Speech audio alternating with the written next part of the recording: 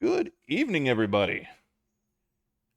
After skipping a week, it is Thursday. I am Iden. It means it is back to more bad decision making for fun and, well, I can't really say fun and profit. Fun and goob. Actually, yes, goob. For goob! Those of you who are already in the loop are aware, but for those of you who are not, if y'all take a look, there is a goob drive currently on the go. The goob drive on the go is to mirror the one that we had a good handful of months ago, in that give goob, make art. It is capped at 2,000 goob per stream per donor. We need 7 million goob consumed by the one and only Lady Red, so that she can send the folks of WBPL 76 to the casino. We're going to a casino? You're going to a casino. We're going to a space station. not a space station. Okay, so Squick thinks space station, but really casino. This sounds like a perfectly reasonable use of all of chat's hard-earned goob. Okay, yeah, so give goob, go to casino, question marks, profit. What could possibly go wrong? And Whacker, I have never once had a TPK from sheep. I don't know what you're talking about. Now, dirty aliens, like, I don't know, those darn dirty mutons, that's happened a couple times. Because, you know, fucking XCOM pulls no punches. But, not sheep, not mutton, of all things.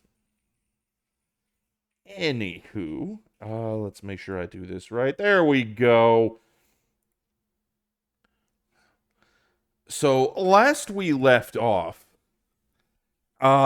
we had finished the base game, punched out the bad nun, punched out her triple-headed demon daddy, and then banished her into the nether realms. And now we're playing Classic Mode 2, which is the bad nun with a vengeance. I, for the life of me, have only played this the 15 minutes it says I've been playing this on stream, so I have no idea what the hell I'm doing or what's going on. Oh. Oh my goodness. Folks, I have a pup date. Saris has now decided she needs to be super snuggy. She is cuddled up under her mom's arm, with both of her little dainty front paws curled up upon each other, resting in her hand. This little bean is heckin' adorable. Agreed, Whacker. Best girl. Yeah, 15 minutes and 13%. So, I mean, this is a mini game. It's not meant to be the massive, sweeping, like, largest castle ever made by Iga and his team. So, you know, I'm cool with the percentage climbing quickly. Oh, she's eating her feet now, love? Ah, excellent. You know, perfect dog activities. Oh, shut up, Whacker. We're going.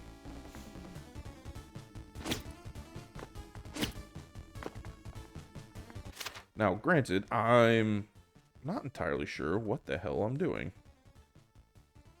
Okay, so we started at Gotia? We started at Goatstown. We started in fucking Brazil. We'll just go with that. We started in Brazil. went through the forest of brain scrambling into the bad town of Theurgia. You know, I think Newt hangs out there. Into the maw of Oogie Booger Woogaboo, whatever it is, and now we're at the Infernal Fortress. Oh, hello, Kai. Mr. Kai Harper Liao. Would you care to join me, sir? Because then we can talk about how you're the voice of the most Australian Kai Lard Liao ever.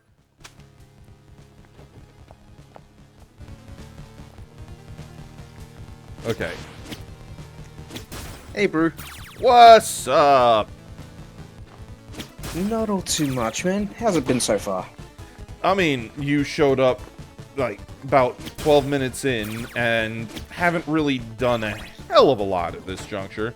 We just loaded from the basic bitch splash screen. Okay, and you just went straight into Legs McGee. Alright. Yes, yes. The nun that is not for milking. Indeed. Indeed.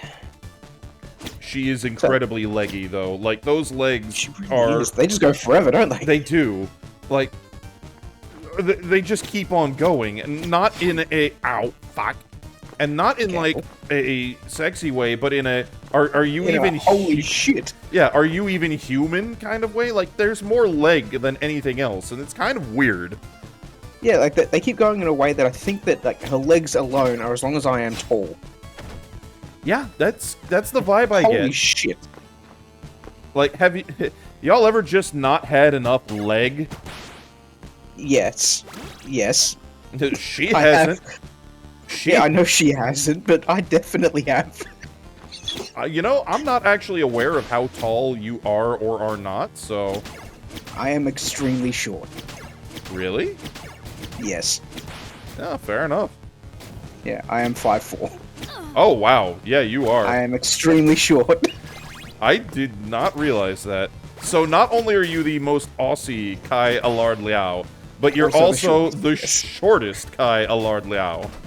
Indeed. Outstanding. Though, you don't fuck with the short folks. Well, You yeah, know this. yeah, because you're at perfect nut-punching height. Indeed. Ow. Like, I'm... Whacker, how do you figure? I am a fucking idiot. How do you figure this? A professional idiot at that. So, just because you're an idiot doesn't make you not the mental giant among us, because you remember, you're in the company of idiots. We're all dumb here. That means I'm on the same level. I don't know, you could be like Idiot Prime to kind of put it in the Warframe context. No. Maybe. I mean, I don't know. See, you make Red's definitely better than either of us. She has two brain cells. That's because she's the token adult in this relationship. This is fair. Ow. That's fair. Ow. I am not having a good time. The nun is unhappy. Well, stop being hit and be less unhappy. I mean, Maybe. admittedly, she is a bad person, so maybe she deserves to be unhappy, but I don't know. That's true. Maybe she's also just unhappy. It's just an extremely unhappy person. Idiot Prime's... I know people like this. Idiot Prime's a good Steam name. You know, you're not wrong, Whacker. Cookie, that's great. What a... She's unhappy. Oh my god. OG Kai was pretty... Okay, you know what? I actually don't know much about the physical description of Kai Allard Liao, other than the fact that the dude was born of House Liao, so, you know, Chinese, and Justin Allard, who was half Chinese. So he's like 3/4 Chinese and 1/4 whatever the hell Fed sons are. Central to Western European. Yeah, like... Just in general. My best understanding of them is they're heavily steeped in being, at least thematically, Anglo-Frankish, Anglo-Saxon, you know, part French, part English. Roughly, yeah. Yeah, roughly. There's a bit more to it than that as well. I mean, Oh yeah. they have a serious love for Spurs. At least the Mech Warriors do. So with a little bit of cowboy. Oh yeah, absolutely. Cool. Like they actively wear Spurs when they go. Like they earn their Spurs and they wear them. Blue, I'm gonna have to agree with you. It is kind of a shame that you can't donate more than the 2K in one clean go. But at the same that's time, not on us though. Yeah. That's not on us. That is straight up on Twitch. It is. They won't allow it. It is, but at the same time, it's kind of a good thing. A good way to elongate it. Well, let's put it this way: there are enough people with 6 to 7 figures of goob just in their personal stash that they would just outright. Oh yeah, we have this dickhead. Apparently, Toe. Apparently. Yeah, basically what would end up happening is there would be like a couple people who would just immediately spend all of their goob, and suddenly we would have art. It would happen immediately. Yeah, the high rollers.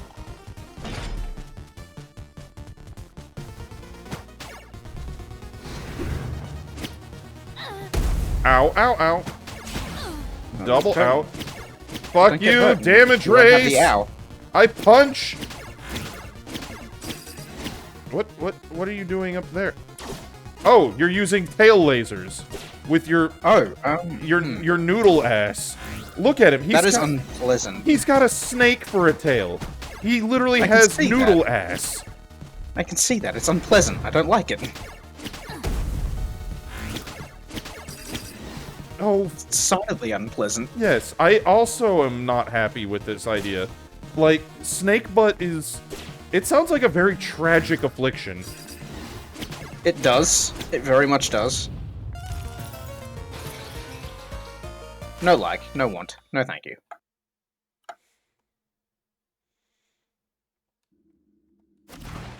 Oh, okay. I have the elbow tackle. Oh, Hooray! okay. Oh. So you can just careen into shit? Yes. Yeah, well, that's solid if nothing else. Legally distinct xenomorph, legally distinct cell.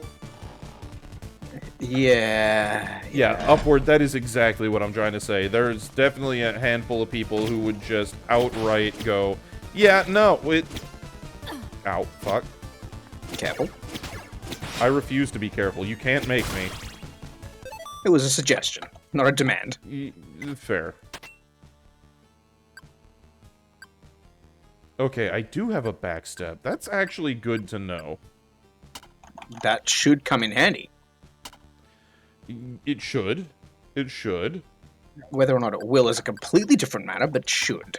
Yeah. Alright, so if this is anything like the game that it is very clearly based on, that's the first mansion out of the way. I think in Castlevania 2 it was Bodley Manor was the first one. I think it's probably a safe bet to assume that. They are very much happy to do a love letter to Castlevania, so, Well, yeah. you know, I think that's very, very safe a bet. Well, yeah, and in particular, though, this seems to be a love letter to Castlevania 2, which Yeah, I'm all for because that one doesn't get a lot of love. It's kind of That's the fair black enough. sheep of the NES trilogy. That's fair enough. Oh no, hidden boss is cursed goop. Goop, not goop, not goob. Don't you No, don't goop. you poke down at me, asshole. Too late. Fuck Sorry, off. done. Yeah, apparently. But I don't approve. He can stop it. Right goddamn now, in fact. Don't you laugh at me. He's being an asshole. He needs to stop. I didn't say it wasn't. I can still laugh at you all I like. How dare you, sir? Aww. You seem so offended, and I don't understand why. But you're laughing at me, and it's not nice. I never said I was nice. Other Fair people enough. say that about me, but I never did.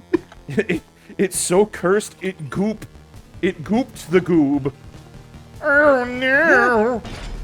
At least it was gooping it and not, like, I don't know, glomping it, because that is just worse.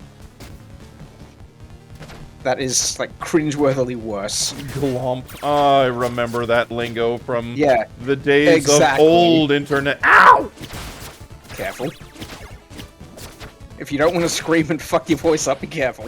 I mean, I don't need my vocal cords. Are you sure you don't for work? I'm feeling you might. You know what? If I can't talk, that just means I don't answer the phone. And if I don't answer the phone, then I don't have to deal with the stupid people on the other side of the phone. So it might not be a bad thing. I just go. Depends on your bosses. And then hand the phone over to, you know, somebody else who can, and then it's not my problem anymore. Fair enough. Grognard, no, don't put that evil on me. I don't want teams. God, please. I spend too much time on that bullshit. How could you? Apparently quite easily. Meanwhile, I'm seeing Samurai. This is not goop. Do not stick goob in places not meant for foreign substances. Indeed. So, you want to stick goob in places that are meant for foreign substances? I mean, that's a very, flexible definition, if you get my drift.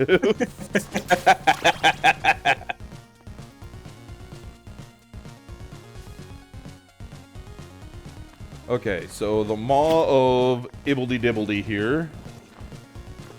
I want to kind of go back to one of the towns, because I know I haven't bought out all of the merchanty people. And I would love... Must buy all the things. Indeed.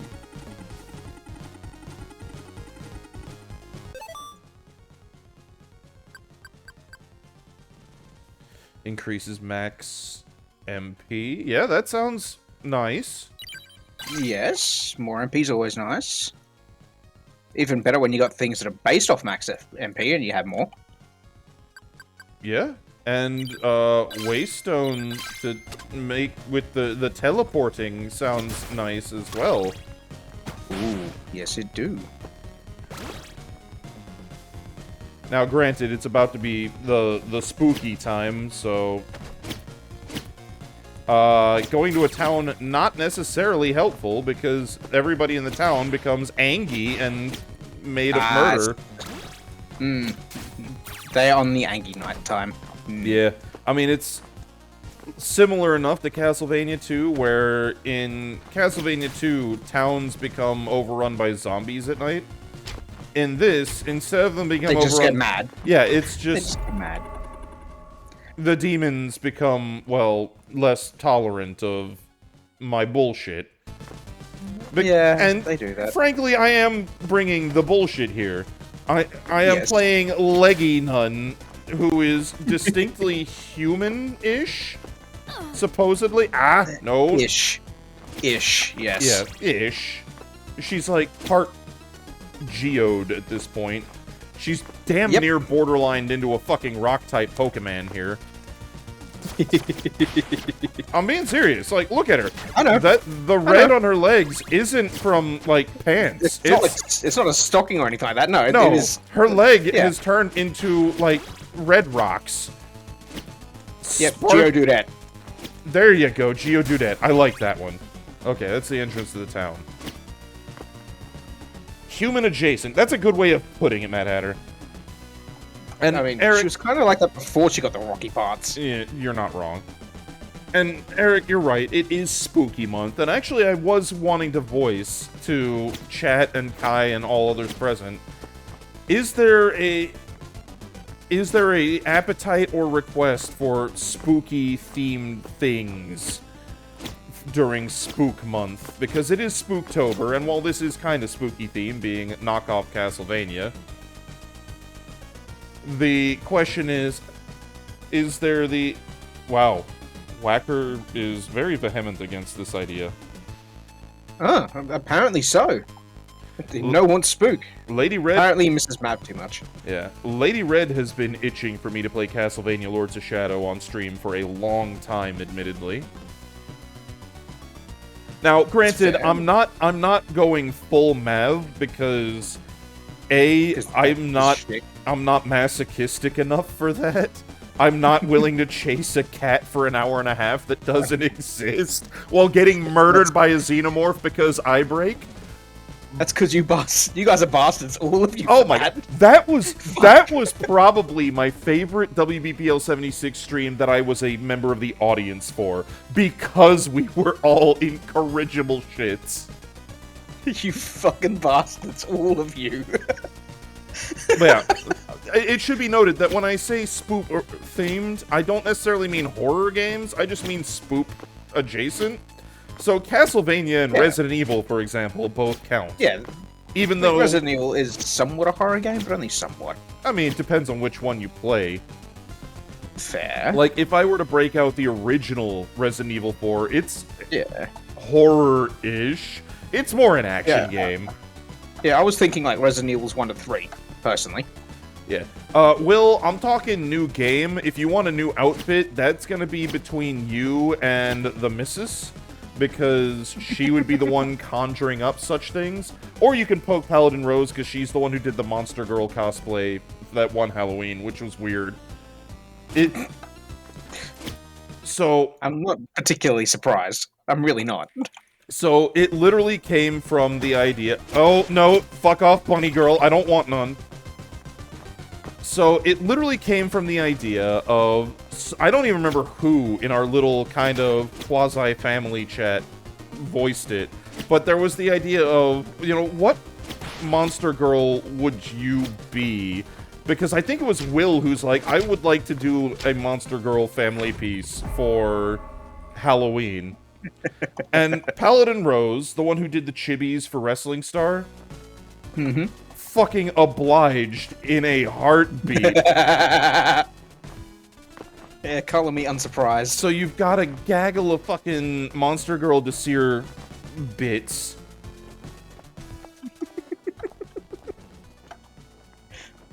Yeah, no, Lady Red did in fact cosplay as Ebony Darkness Dementia Raven Way for her book club that she runs, just to commit to the bit. That was an experience. Nice.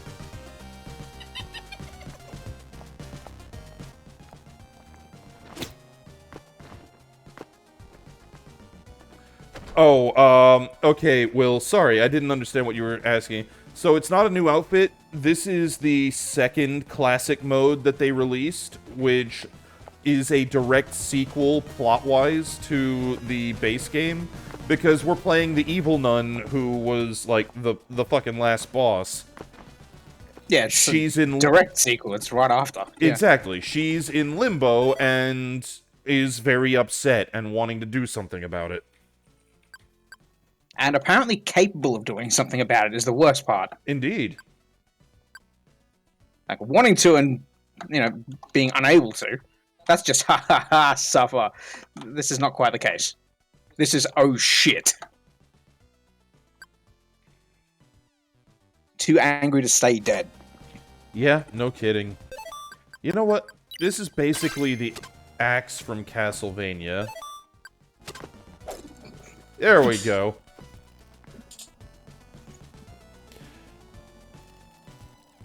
But yeah, it was, did she kind of look like Amy Lee? No, not really. It was a very cheap wig, which was all part of the bit, to be fair.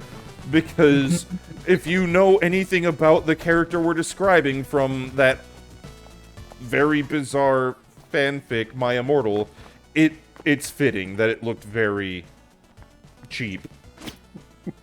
Because, oh my fucking god. Rimward, yes, we are throwing them a bone. We're gonna throw them a bone. And slap them upside their fucking head with it. Because fuck them. Okay. It doesn't bounce between enemies, though, does it? No, it doesn't. Alright, this is where the Vampire Survivor's bone is a better weapon. Because it does do this. Some of this costume... Oh, yeah. Fair enough. Viewer discretion is advised. Is spookums. Mad Hatter, I'm just kind of scrolling back up through chat because I've only caught half of it. Let's see. I should play Alien Isolation. I wouldn't be against Alien Isolation. I'm down for stealth plus, oh shit, everything is awful. Let's see. Continuing. No heart rate Yeah, no. I don't have a heart rate monitor, and frankly, I don't feel compelled to do so. If I'm gonna play anything that's going to make my heart rate go through the roof, then you'll know, because I'll be making very angry, scared gorilla noises, just... You know, fucking channeling my inner Harambe.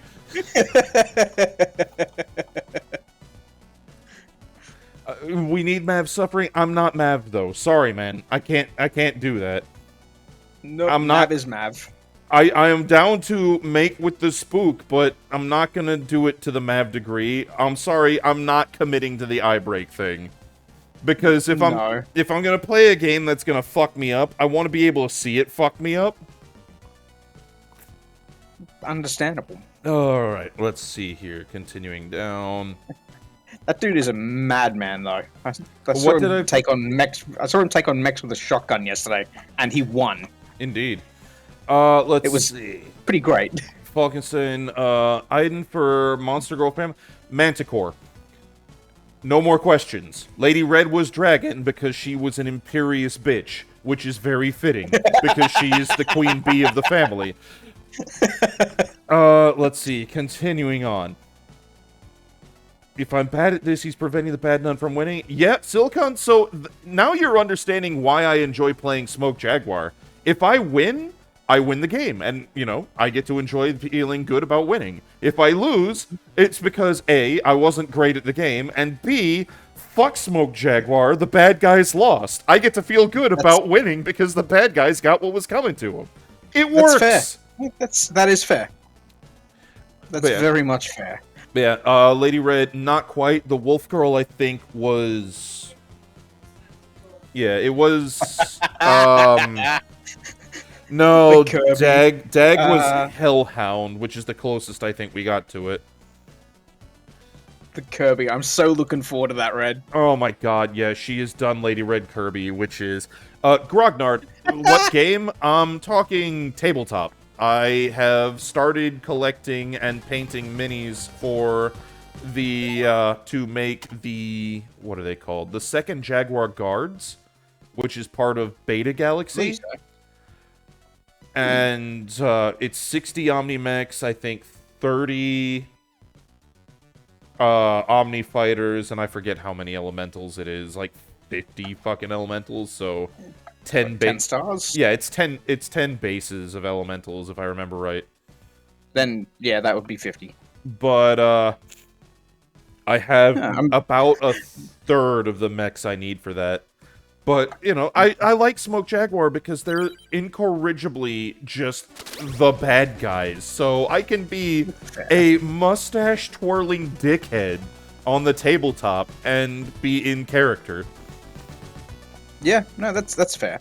Have you got any other clan forces that you painted up, like as clan forces, or just as like merch stuff?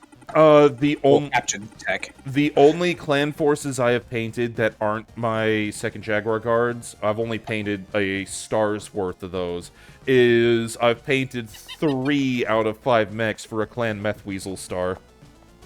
Okay. Okay, Samurai, what is it you have made?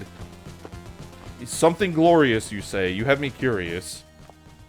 Indeed. Oh, you can absolutely shout in over-enunciated English. It's amazing. Clan Smoked Jaguar? No, I'm playing in the Invasion era, so it's still current tense. But so only smoked when you lose. But until then, no. Exactly. But also, I'm more a fan of calling them either Clan Smunk Kitty or Clan Meow Mix.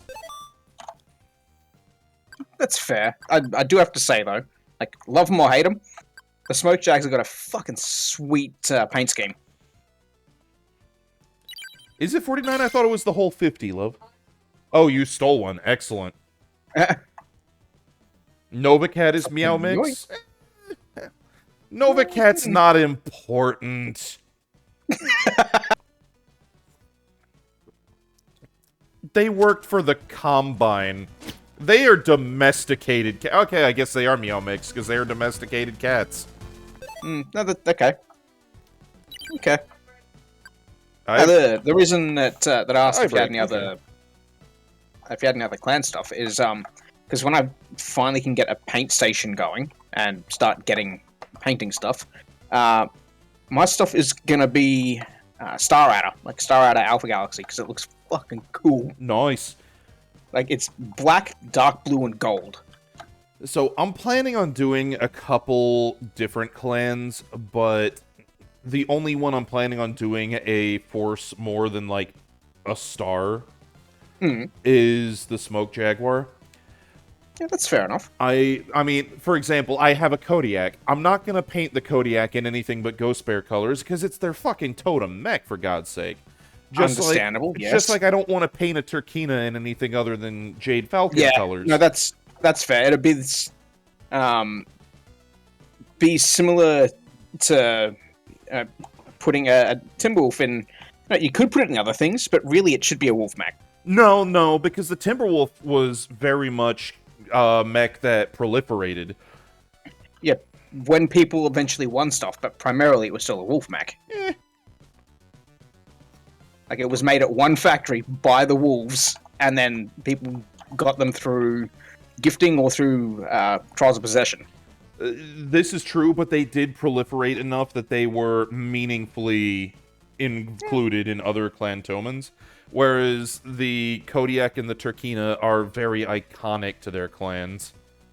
That's fair. I also just don't like the Turkina myself. I think it's I'm not hideous. I'm not a fan of it either, but I have one, and I'm not just gonna leave it bare plastic. It may be low on the painting priority, but it is on there eventually. Yes. So yeah, and I didn't know the first galaxy was wiped out. Where's the source for that, Folk? Like, not doubting. I want to know because I didn't know. I mean, join the club because the entirety of the Smunk Kitties got wiped out. Minus that part I knew. Minus like a handful. So, you know, you can join me in playing clan past tense. No, I know that the Star Riders are still very much active. They're like the premier homeworld clan. Very much so. Yeah, because they were involved in the War of Dickening. Indeed. Indeed. But yeah, they're like the most powerful homeworld clan, if I'm not mistaken, presently. Well, yeah, because they kind of wish there was a bit more like fiction on the homeworld stuff, just so there'd be, not 150 years of nothing. You see, I'm kind of okay with that because it leaves plenty of leave it to the imagination, especially with how isolationist they are. They don't want to be involved with anybody else, so... I know, like, I don't want them coming to the sphere. I want, like, homeworld clan material. Like, that's what I want to know. I'm curious. Well, make your own, is what I'm trying to get at. And I don't mean that in the dismissive sort of way. I mean in the way of, it's a perfect opportunity. Fanfic. Yes. Yeah, I get you. But, just... want to know how they've gone on with that. We hit a dead end. This is going to require me to do something at some point, and I don't know what that something is. A thing. That's the best I got for you, man. Like, I'm just thinking, ow, fuck, bad dog, no biscuit.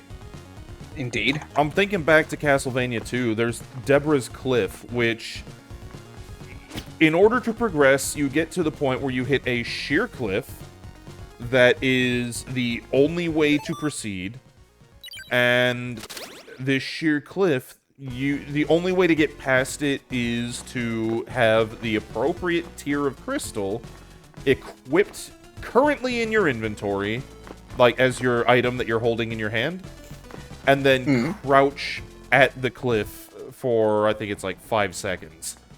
And then a whirlwind comes and whisks you to the far side of the cliff so you can continue.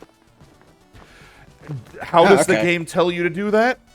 It doesn't at all. Damn near does not. I think there's one source that tells you to do that in one obscure location. Jeez. It's a game that is very cryptic. Not least of which because most of the NPCs lie to you. Like, of course they do, yeah. Out fucking right, lie to you. Yeah, of course they do. So... I'm not surprised. Like, there's at least one NPC that tells you to proceed, you have to bang your head on the cliff, which... there's no actual gameplay mechanics way to do that. Bad bug. Yeah, that's fair then. It's just, gotta go there and gotta do a thing. Figure it out. Hang on. The quack drop... Oh no, Samurai, what have you done? Alright, okay, I'm gonna have a look. Okay, I like it. I like it, especially the brain in the jar style cockpit. That's pretty fucking good. I appreciate that's that. Great. That's great. And yeah, Falk, Steel Viper's very much different. Like I don't really care for them. Star Rider, like I got to those because of Big Red. Like he convinced me. I mean, straight up convinced me. Steel Viper are the Did I just fuck the game? I don't know, did you? I paused. It looks like it. Oh, god damn it. Yeah, I'd say that you did then, yes. Well. Fuck! Oh no. Oh, wop, wop, wop. Yeah, just a bit.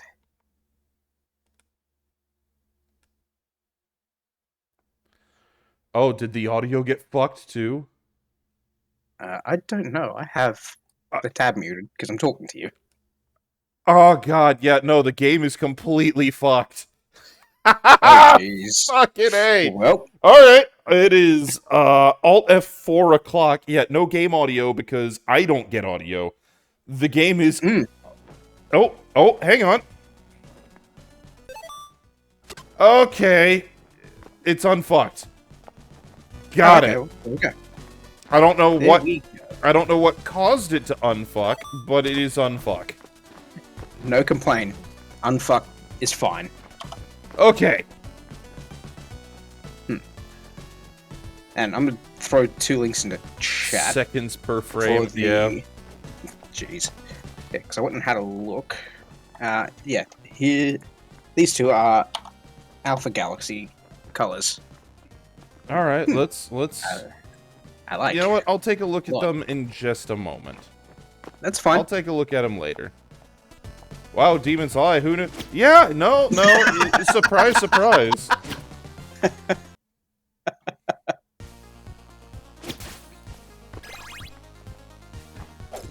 Who'd have fucking thunk?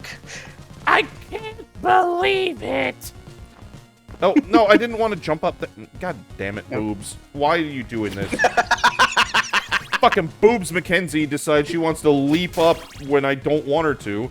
When I do want her to, she's like, no! Yeah, exactly. And that's what I thought, Harold. Like, I went and looking at their colors and went, yep, that'll do. Fuck you. Get boned! Get boned, nerd! Damn you, turtle. Damn you. God damn it, there's a fucking wall there! Oh no. Oh no! And you don't have the means to break it. It looks breakable, but you don't have the means to do so. No, but I can, you know, go over it, which is what I've done. Yeah, but... nah. I'm also lamenting the fact that I'm a little too congested to properly do the Marvin the Martian piece.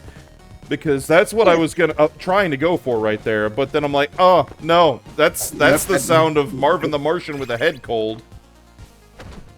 Indeed.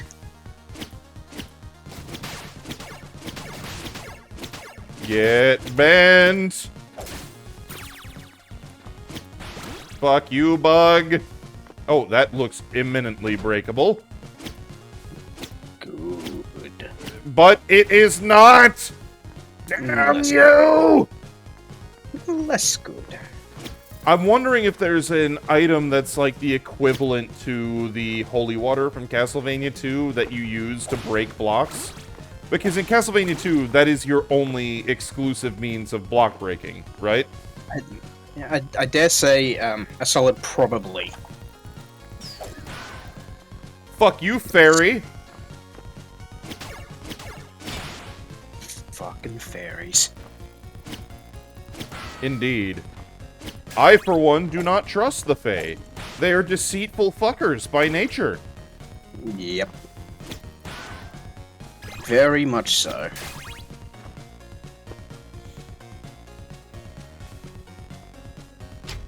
Milk does slosh, and that does not make the nun for milking, though. Still not for milking. And yes, Rimward, never trust the Fae. Biological warfare historically effective against the, yeah, it really fucking is. I've played enough XCOM 2 to know this. Mm-hmm. Shit works. What in the... Oh, fuck! What are you doing? No! That sounds less than good. Stop being a... Stop being a douchebag. Not allowed. Stop this. No! Goddamn carpenter being a fucking dickwad! No! Stop! Cease! Ah! Why? Oh, that's a werewolf. I don't like that. For the why, the only thing I can think of there is, fuck you, that's why. Yeah, that's basically the reason. Eric, that just means you're a changeling, at which point you are no longer to be trusted by anyone else present. Indeed.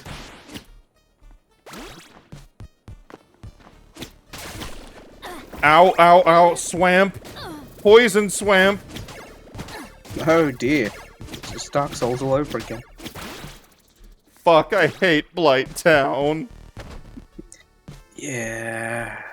I really actually don't. I don't dislike Blighttown. I just like Blighttown, but not for like frame rate reasons or anything like that. I hate the little toxin blow darters.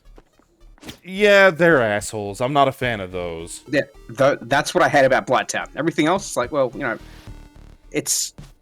the platforming thing is a bit wonky, but it's those fucking blow darters. See, the thing about Blighttown that I really enjoyed is Blighttown is the first area that really forces you to learn to be careful with your footwork and placement. Yeah. Because... Yep. Oh, thank you, Normetia, for the contribution. Indeed. But yeah, Blighttown is the first place where, really, you have to pay attention to where you're trying to dodge or juke. Mm-hmm. Because literally everywhere else... Ow. Nope. God damn it. There is one other thing that's more annoying if you don't know it. And that's the swaying bridges, like the... where you can stand on the swaying bridges. When your first couple of goes down there, or you first go more than any other, it just sucks because it's not indicative. See, I never had a problem. I never had a problem with the swaying bridges because I just walked nice and slow and sedate-like to make sure I didn't, you know, walk where I shouldn't. So did I. But I know with one of a couple of bridges I went over, it just kind of went, oh, now you look like you're on it, and now you slide off. I have literally never had that experience, actually. I have, and that's the other part that I dislike. It hasn't happened often, but it has happened. Yeah, no, I can fully respect that being not great. I can fully understand and appreciate that. But no, Blighttown, yeah. I just like the fact that you go through the first however much of the game where you're very much taught from the get-go to rely on your shield, block, block, block. You can negate all damage with your shield unless it's the dick-ass Bridge Wyvern. And even then, that's teaching you to look for alternative routes so that you don't have to get set on fire. Blighttown is the first place where you not only have to block, but you also have to be careful about where you're doing it. Because admittedly, the other thing is, you learn that the dodge roll is basically a get-out-of-jail-free card for the stuff that you can't block. Right up until you dodge. Yeah, right up until you have to worry about, oh, if I dodge, I'm going to fall off a cliff and die. Indeed. It's not the only place it happens, but it is the first. In general play. Digiman, I can understand and appreciate that, because they are not games for everybody. I am a sucker for them, but at the same time... Ow. You dildo. You fucking giant, furry, knotted dildo. I hate you. Oh, hey, and the dickhead with the throwing chisels isn't there during the day. Oh, well...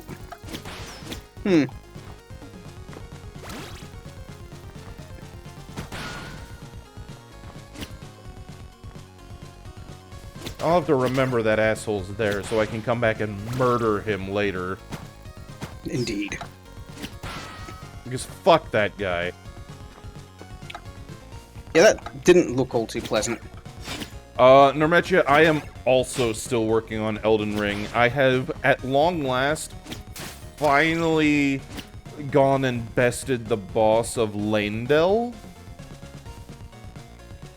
I have not gone on to do what I'm assuming is going to be the snow biome. Descent to Wrath. What are we doing? Playing Dante's Inferno here?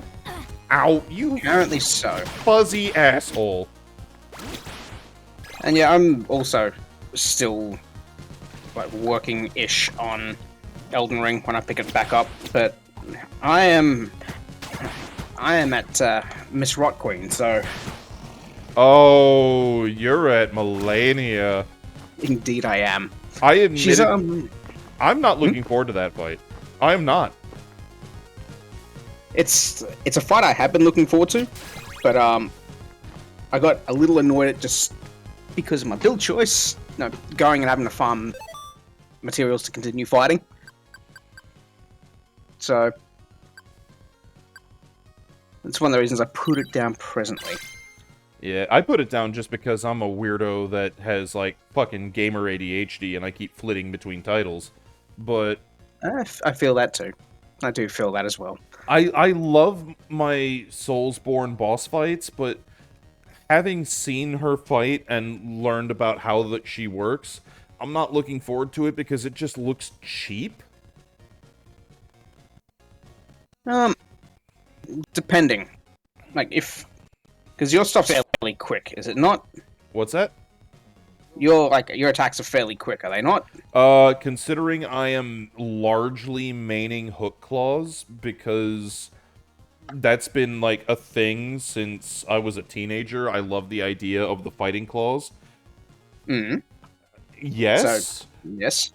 Then you shouldn't have a problem, because she has 0 poise. You can, like, stun the ever-living shit out of her. I will believe that when I see it. But, comma, I will also make the observation, because I'm curious to hear it. Where do you think I got the fighting claws idea from? I want to say something like Street Fighter, honestly. Better guess than most. Because most people are like, oh, you're doing the Wolverine thing. I'm like, I never watched X-Men growing up. I found out about Wolverine after the fact. What, is it Soul Calibur, that dude with the mask that does all the dancing with claws?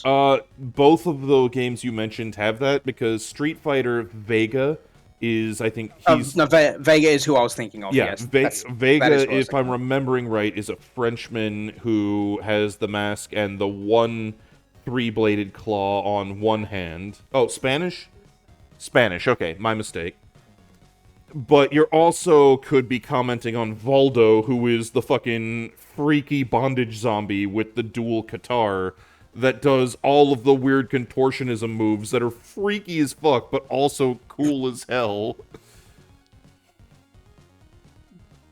No, I do not mean Balrog. Balrog is not who I'm talking about. Vega is the guy with the ponytail and the... It is who you're talking about, but also not who you're talking about. Is it?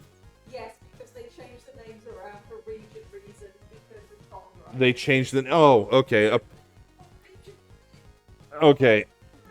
I'm being informed that Vega is called other things in other regions for copyright reasons. Yeah, Digiman, thank you. Thank you. Lady Red was just informing me of that. I didn't realize he was called other things. Being that I live in the US, I knew him as Vega. Vega is his canonical name for this boy. Okay, but yeah, no. Voldo in Soul Calibur is freaky. I'm not good at playing him, but he is hilarious if you are, because he does all kinds of weird things, like humping people to death and doing the worm. Fucking slaying somebody by flopping onto the ground and then just doing the worm until you wring out the poor bastard is the funniest shit in the world. Fight me on this. Like, I'm a fan of playing as Nightmare and doing the drop kick to punt people off the ring, but Voldo is just... He and Yoshimitsu are the two fun characters. Yoshimitsu is a lot of fun. He but is. For Tekken, I actually really liked playing Law, because I like that 1-inch punch. That's because Law is Bruce Lee. Like, I'm aware. Yeah, but I'm not good at Tekken, and I've barely played it. I'm talking Soul Calibur because Yoshimitsu's in both. I know. Okay. Tekken's just where I like played more. Like, I was more on the side of Tekken and Mortal Kombat than Street Fighter or Soul Calibur. So I was always a Soul Calibur kind of person. I never got good at really any other. I never got good at any other fighting game. I just don't have the combo ability. I never said I was good at them. Hell no. Well. Oh no! They are the ones that I've played when I was younger. Of the fighting games. I use good loosely. When I say good, I mean I was never even passably competent. As in, Soul Calibur is the one where I could actually get past the first like 2 or 3 fights. I can't do that in any of the others. No, fair enough. But no, honestly, Dragon Quest, called Dragon Warrior 4 in the US, has a character, the Princess Alina, who is the Dragon Quest monk archetype character. And being that I was playing it in the US, it came with the instruction booklet that had the posters with all the equipment stuff in it. And her ultimate weapons are a pair of fighting claws, the Iron Claw and then the Fire Claw. And the art for those were fucking legit, and I'm like, this is rad as hell. So for my kind of namesake mainstay OC that I used in the Gaia Online days and beyond, that's been my thing. Is I love the fist fighter archetype that does the claw fighting. Fair. That's very much fair. Yeah, we're wrong. Yep. Yeah. Hidden Boss, Siegfried, yeah, see, I'm a Soul Calibur 2 guy, where Siegfried was still called Nightmare.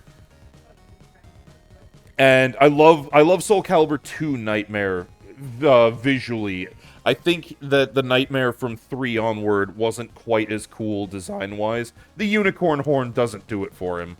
But in 3 and 4, I was very happy to play Siegfried, because he had the moveset that I loved. Like, I was always better as Mitsurugi, but that's because Mitsurugi is, like, the newbie-friendly character. But Siegfried / Soul Calibur 2 Nightmare is where I really enjoyed playing, because when I get it right, he's fucking cool. When I get it wrong, I just get the crap slapped out of me. Yeah, that's very much fair. I feel very similar with that, with Mortal Kombat specifically, because holy fuck. Yeah. Oh, shit. We're doing the fucking clock tower map, are we? Clock tower is my favorite Castlevania trope. I'm down. Let's fucking go.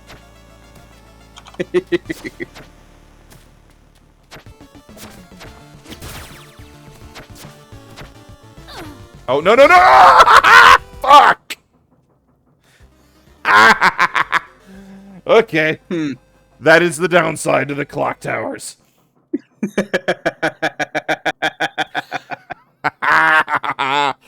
Excellent. Bony Boy wins. Fatality. Splatality in this case. Clock blocked. Eric. You're not the first person to use that pun that I've heard, but it's still painful. Yeah, Soul Calibur 2, I think, is where they did hit peak character design. And it's been my personal favorite of the series since.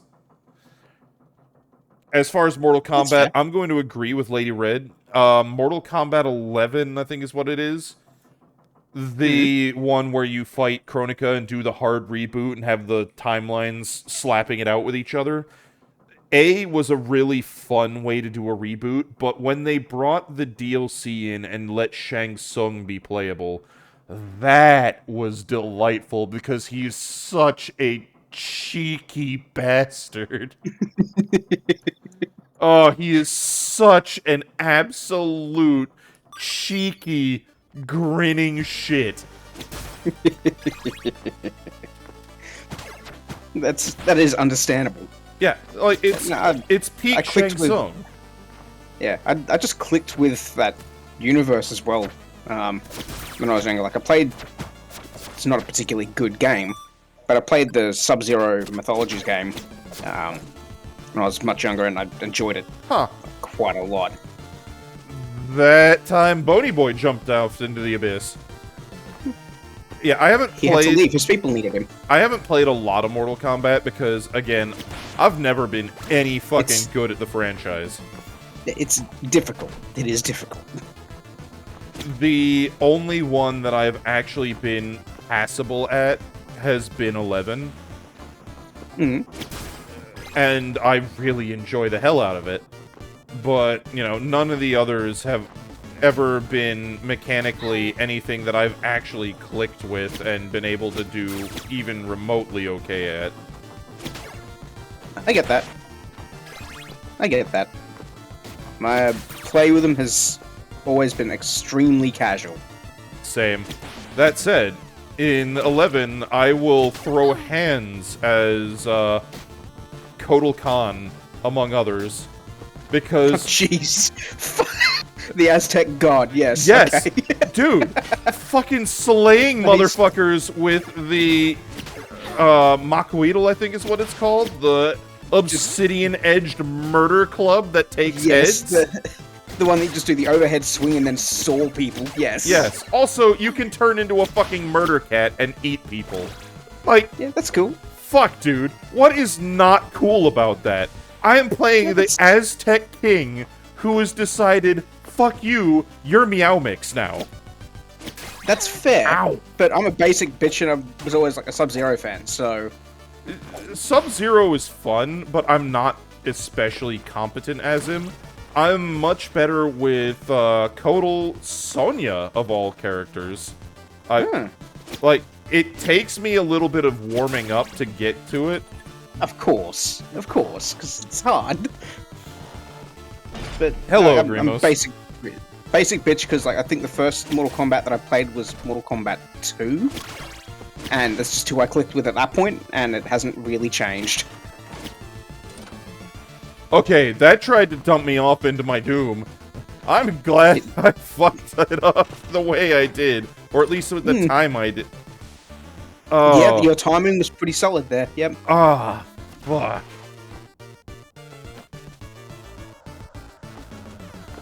Fuck you, Ghost.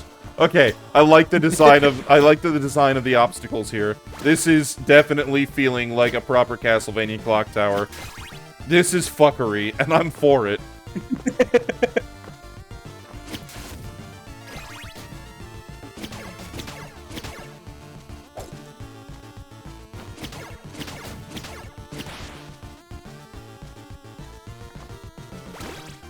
Oh, and I have to go all the way back to the start because I fucked it up and didn't ride the... Ah, god damn it.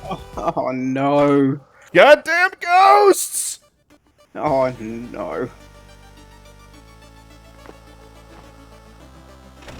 Ooh! Oh. Okay. Remember what I said about fucking upset Harambe noises? Yes. That is my... Like, listen to me play Phasmophobia sometime. That is what you get when the ghost fucking spooks me. It's like, ooh, ooh, ooh, ooh.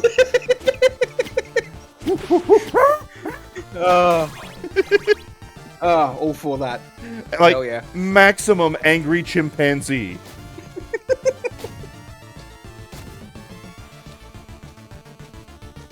Hidden Boss, I do still have Soul Calibur 2 installed on my Xbox 360.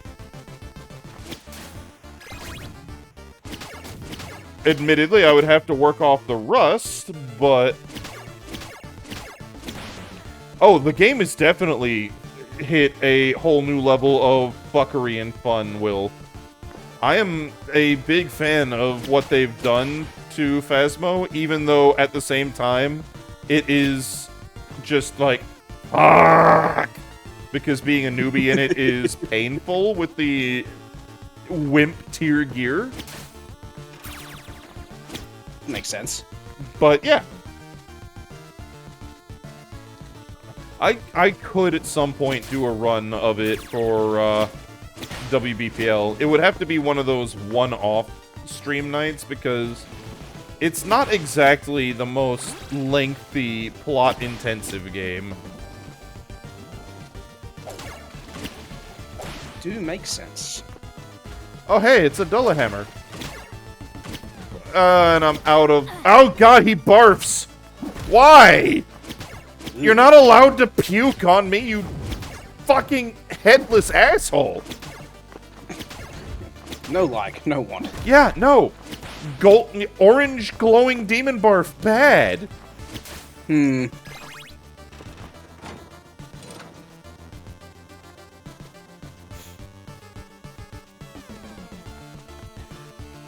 So, Samurai, I still have a OG model PS2 that works.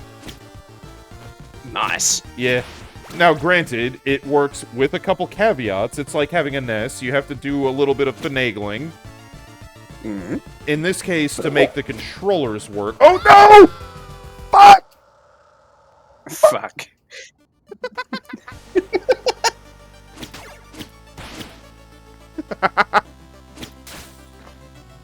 I didn't mean to jump off of that.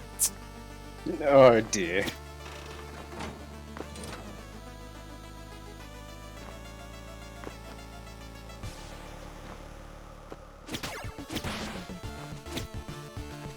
But yeah, it's the controller in my case that is requiring a little bit of finagling to function properly. But it does work. Makes sense. Yeah, it makes sense. Yeah, Upward, agreed. Like, Soul Calibur 2's plot exists as a vessel to give you a reason for all of these different interesting characters to proceed to beat the ever-living fuck out of each other. It's like old-school Mortal Kombat in that way. Because there's a lot of contrived bullshit to make character A punch character B in his fucking taint until his head pops off. The only reason you need is because I can. Exactly.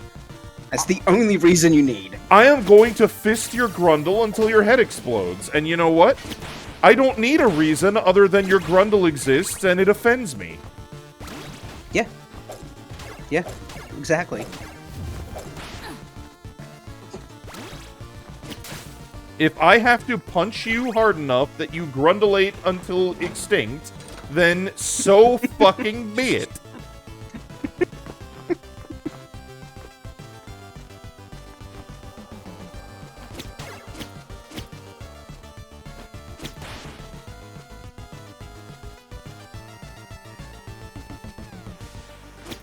I don't know about Time Killers. I do know about Time Crisis and Time Splitters.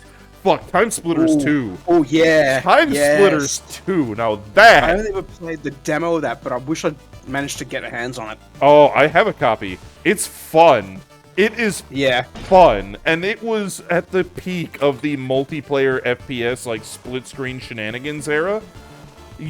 Because you can not only make your own maps, but you can... There's a buttload of characters to play. You can set what weapons are spawning and where on the maps and the like, and what everybody starts with. So, doing a match where everybody is a monkey, so they move like a fucking meth-addled chimpanzee. And while they're doing so, their only weapon is a bag full of bricks that they throw at each other. Like, the comedy writes itself. Mm-hmm. Or the all snowman fight where everybody has flamethrowers and you just listen to people. Oh! Like, that's literally what the fucking snowmen yell when they get set on fire. Fantastic. I do believe that recently I heard some whispers about a remake or something happening, or a remaster, so that's a possibility. I don't know about Time Splitters, but I saw earlier today in the Legion something that confused and excited the fuck out of me. Like, I do not understand it, but I'm all about it. Guns the Duel. Guns the Duel is an old fucking shareware game. It's an old free-to-play FPS that I used to... Well, not FPS, it was third person, but... It's an old-ass shooter that I played when I was, like, in middle school. We're talking early 2000s here. Okay, yep. Early 2000s, it is John Woo's fucking wet dream, where everybody is wall running with akimbo pistols and submachine guns and shit. What? Okay, we're gonna pause real quick, because I actually want to have conversation without having to go, ah! I mean, you're going to do that regardless, but you're not wrong. You're not wrong. Yeah, okay. Monkey meth matches were fun, Mo. I agree. But yeah, Guns the Duel, it's a arena PvP third-person shooter where everybody starts with basically a pair of submachine guns and a trench coat. You can wall run, fucking wall jump, and do other crazy, like, action movie dives while you're spraying lead at each other. You can do fucking shotguns, submachine guns, akimbo submachine guns, pistols, single and akimbo, rifles. The fucking works in this fast-paced bullshit weeaboo fight-and shooting game. Which I was never great at, because there's a certain amount of exploit where you, with a sword or dagger, can basically fucking fly and block bullets and whistle around like your goddamn Sonic the Hedgehog with all the Chaos Emeralds going and do fucking everything you want, because the mundane scrubs like yours truly, who are bound to this earth with guns, are fucking helpless to stop you unless I force feed you a rocket down your face hole at point blank fucking range. Suck on that shit, you K-styling piece of shit. But this game had everything from the mansion with 2 wings and a central hall to slap it out in, a city street, a small plaza and estate, an old Roman Colosseum with underworks. They had the fucking Mines of Moria from Lord of the Rings, like the movies, the Peter Jackson movies. That's legit. Like, when I first played it, I went down to a certain point where, like, wait, I've seen this movie. That's where the Balrog fucks Gandalf shit in. Oh! And then I got to the next map, and it's like, oh, I'm playing in goddamn Minas Tirith. Fucking Denethor got his cranium cracked by a fucking wizard with a stick here. You know what? That's cool. I don't care about the copyright infringement. I got guns. I'm having fun. Yeah, no, that's fair. You talking about this, because I've never seen or heard about guns. But it reminded me of a game that I did play for a little bit. S4 League, which is very, very similar. Yeah. And yeah, like you do wall running, you do sliding, you do diving and whatnot. It's pistols, SMGs, all that jazz. Yeah. Like third-person arena shooter. I remember making people hate me in guns because I would usually main a rifle, which we're talking a fucking M16 full auto fucking automatic rifle here. And one of the things people would bitch about is people who would just spray and pray and address their bullets to whom it may concern. Like, just piss lead downrange. Well, Is that not the typical way to use automatic weapons? It is, but when you get the dumb fucks where we're in the mansion map, right? And there's on either side of the main room, the main big central room, there's a pair of hallways that you've got a wall on one side and then you got a series of pillars. You can just sidestep into the main atrium.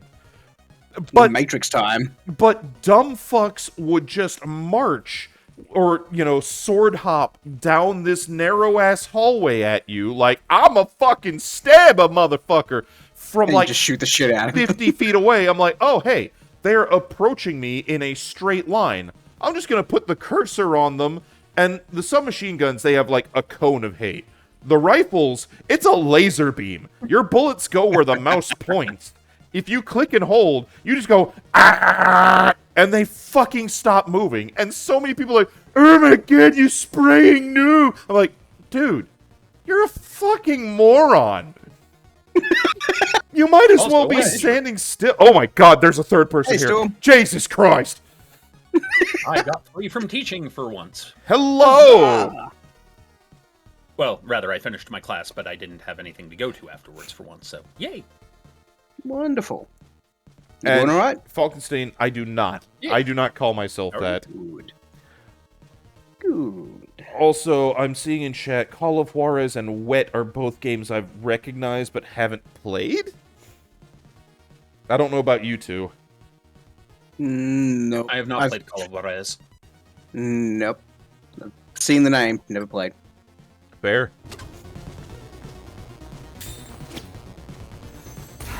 Ow! Stop being hit. I'm trying! Try harder.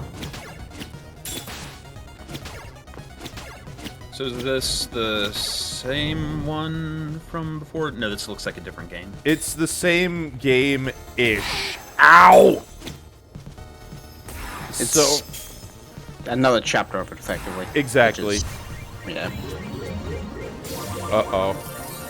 What the fuck was... Oh, hey. I have a platform to punch your stupid face now. Oh, well. There you go. I no longer have a platform. Oh. He wished to clap, apparently. Indeed. But yeah, so, Storm, to give you a bit of context, the game in its main iteration is a Metroidvania, but they released classic modes to be more like the NES Castlevania trilogy. Ah. And this is the second of the two that they dropped, which is very reminiscent so far of Castlevania 2, which I'm down for because I unironically loved Castlevania 2. Excellent.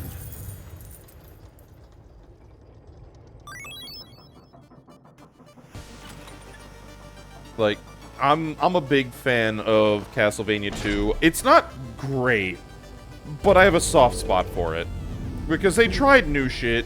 It was fun. They're just Doesn't have to be great to be enjoyed. yeah. Like, they tried new like, shit. It didn't work out well, but it was still fun. That's kind of like how I love all the Mega Man X games, even the later ones, even though I know the later ones are shit. Yeah, I'm still angry at Mega Man X3. I got to the last boss and realized, oh, this is just cancer. This is like punching myself in the balls repeatedly. Ow. Well, and X3 is technically one of the good ones. It's more like from 6, 7, and 8 where you start to question what the hell they're smoking. I mean, fair. I just know that Sigma's final form in X3, where it's you have to hit him in the head specifically, but his head is a stupidly tiny hitbox. Yep. That is constantly shooting fucking murder missiles at you. And your weapons keep fucking hitting the not hitbox, because if you're not super precise, then you don't hit it.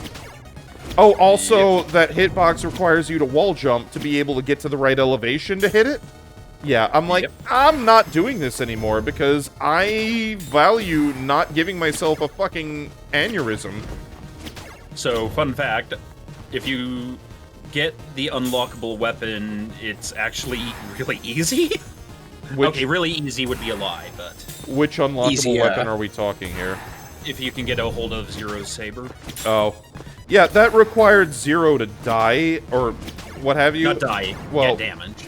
Yeah, and I didn't do that because I was hell-bent on actually winning all my boss fights.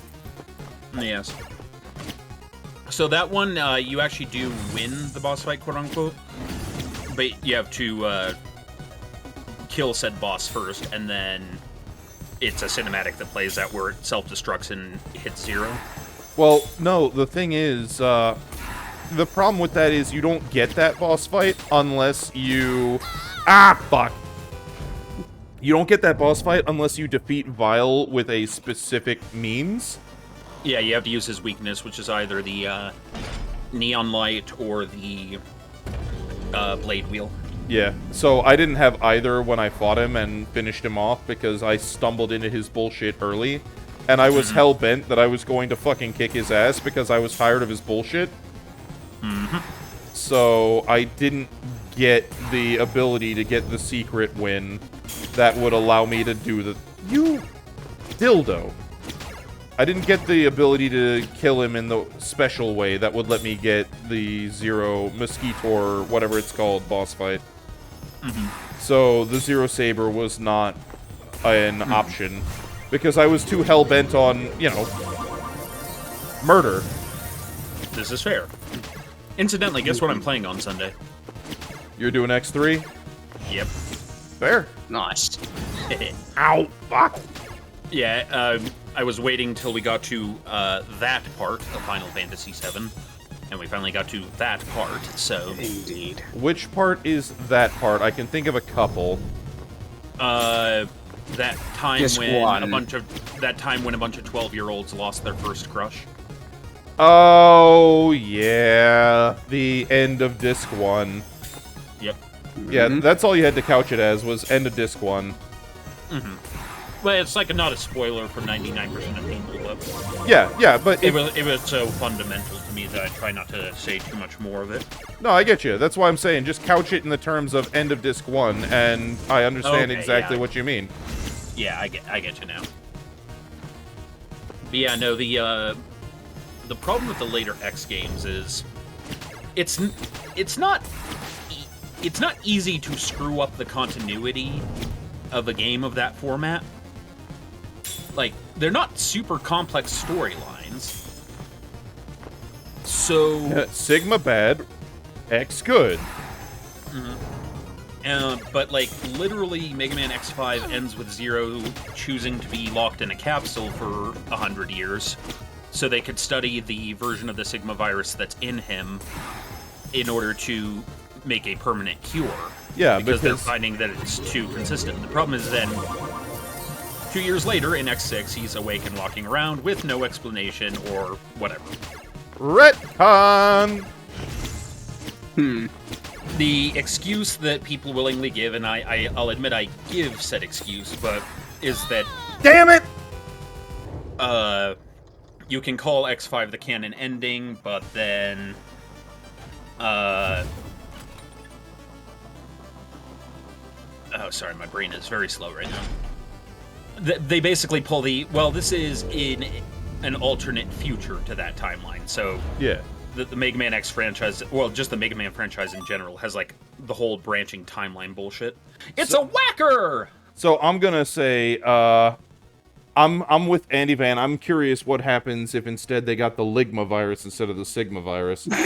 And the other consideration, so Falkenstein, the best one of the series, I strongly, vehemently disagree. The original is the strongest of the series, in my less than humble opinion. I will let Stormsong argue that on the basis of he's played more of them than I have, but I'm very much belief that they just get progressively more unfair, which ruins the cool things they do by making it cheap. Mo, is Castlevania 2 or Super Castlevania? If you're talking about what we're playing right now, it's blatantly Castlevania 2.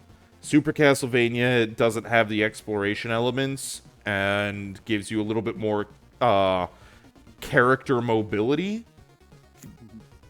So, in answer to Andy Van, if it was the Ligma virus, that game would be, well, still very Japanese, but not the same Japanese.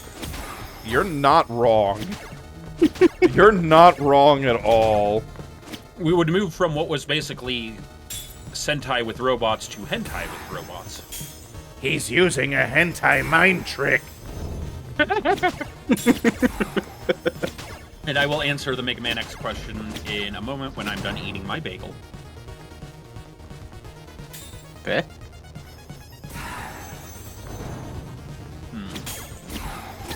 Ow. Give the question a bit of thought while you finish eating. Yes. So any story on this boss, or is it just crazy gambling lady? I think it's supposed to be a dude. Okay, crazy gambling dude. But yeah, no, the bosses in this is very story light. Let's put it this way. They give you the intro premise of Bad Nun is currently in limbo because she got her ass beat at the end of the game because she's the bad guy, and of course she did.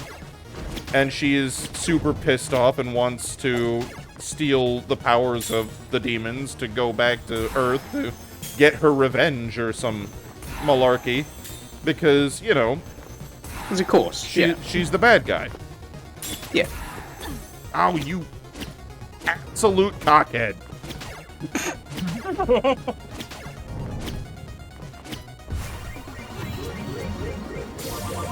You're continually being hit by that particular ricochet. Yeah, I haven't really gotten the vibe of it yet.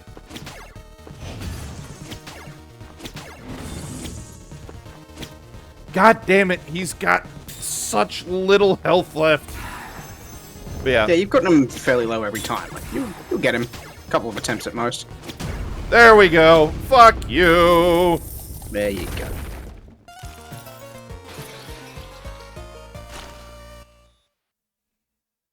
Oh, hey. Okay, so that's how you break weak walls. Well, okay. there you go. We were wondering about that earlier. Okay, so... Yes. But yeah, as far as this goes, I mean, this game is not exactly lore-intensive on its bosses. Like, even in the base game, it isn't that lore-intensive about them. You've got the little blurb about them, but that's about it. So, in answer to the question concerning which X game is the best,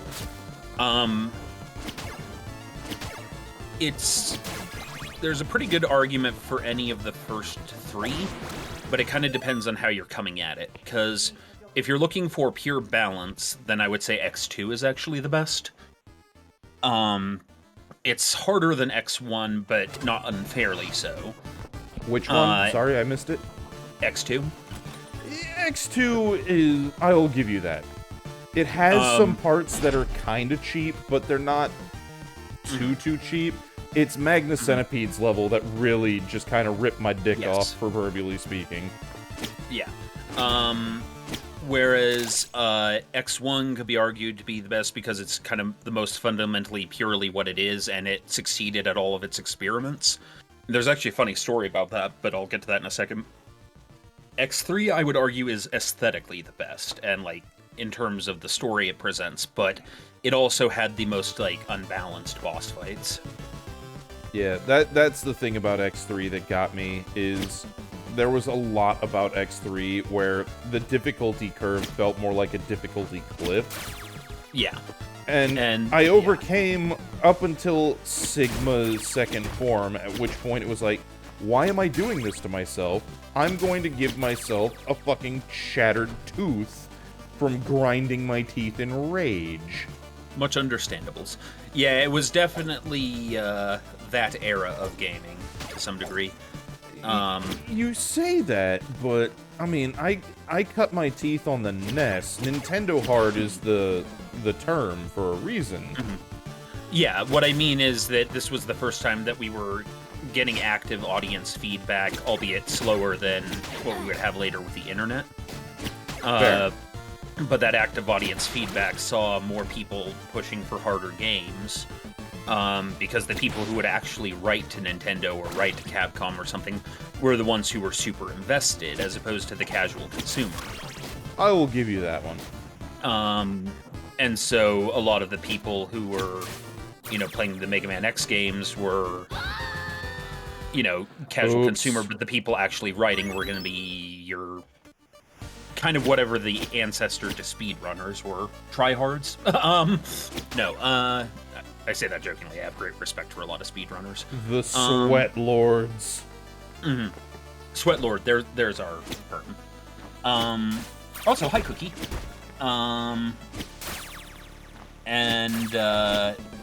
Now, the funny story is, apparently, when they decided they wanted to do, for the Super Nintendo, they didn't want to just rehash Mega Man. They wanted to try to add something, do something new. And so with the further color palette and sort of the enhanced sound card of the Super Nintendo, they wanted to try some things. And at that point, it was, wouldn't you wonder it, the early 90s, which meant everything had to get slightly darker.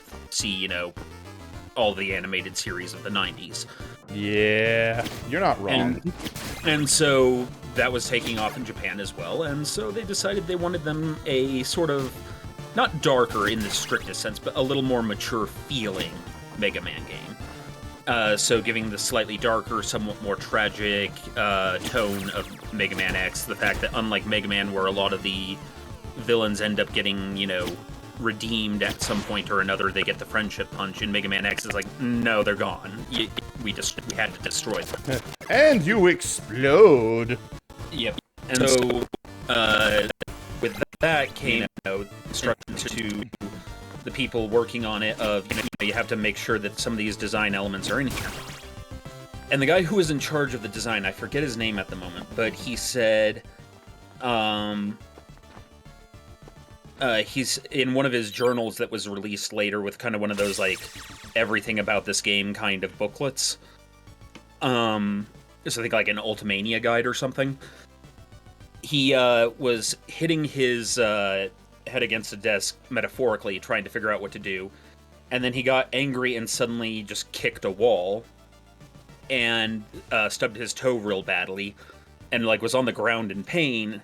And it was like, this is like a perfect metaphor. I feel like I'm kicking a wall, and then suddenly had a, big realization, kicking a wall. What if the player could kick a wall? Indeed. And that's where the whole wall kick climb thing came from. So some Japanese guy stubbed his toe, and we got a new game mechanic. I mean, it's a good mechanic, though at some points implemented poorly. Doppler Stage 1 with the crushing walls where you have to climb vertically, and the wall kick, if you don't do it very fucking pixel perfect, is just unforgiving, comes to mind. Yes. On that note, we are at the point of the kind of midstream intermission thing. Ooh. Yes, we're halfway through the time slot, the numeric workshop, in less than an hour and a half. But until then, there is now time for a pop date. Ooh. Yes. So we need to kick over to that.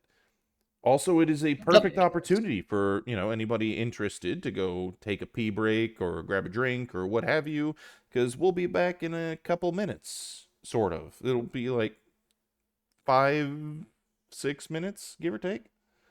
Do it. So, cut to commercial. Oh my god, this is not centered.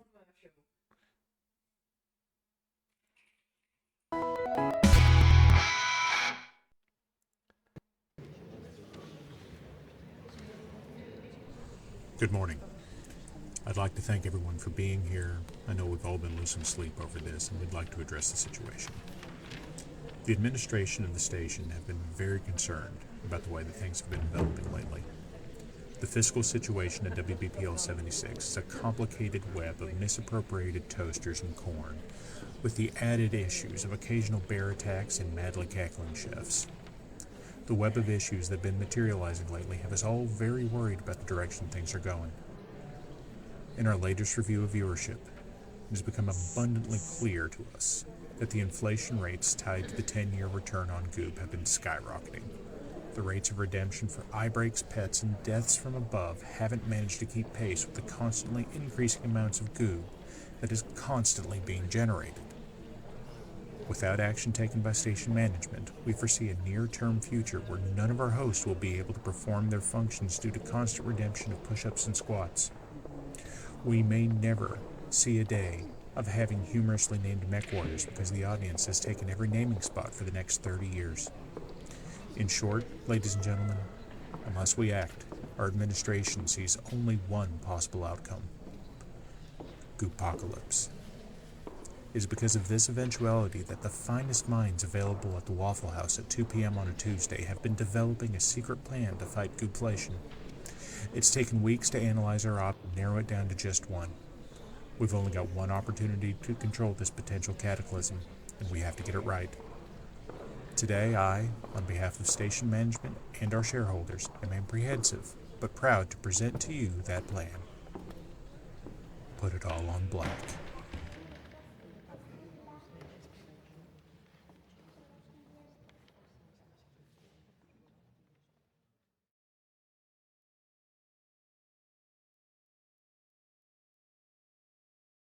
And now for the pup date.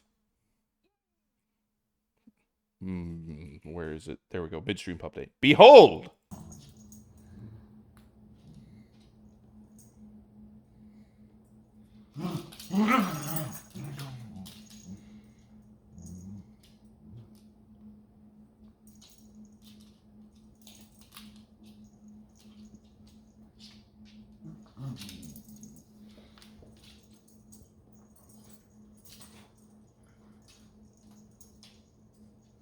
But little girl, Pip wants the blankie.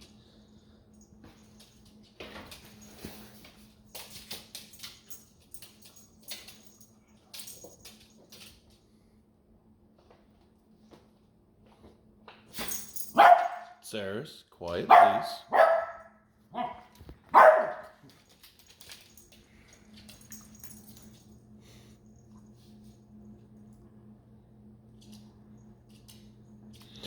The battle for the blanket does not need the Beagle war cry, thank you.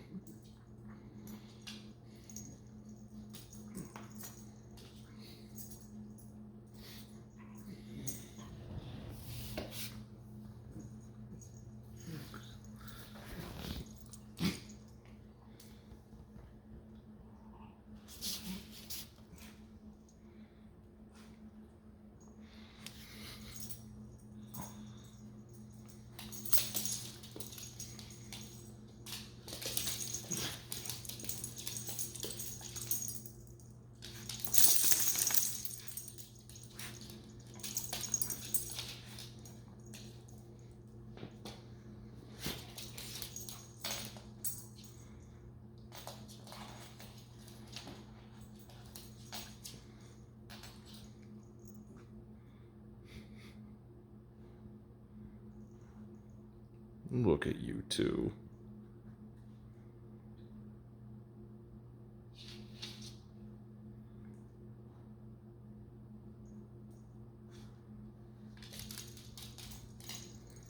Oh. Hello.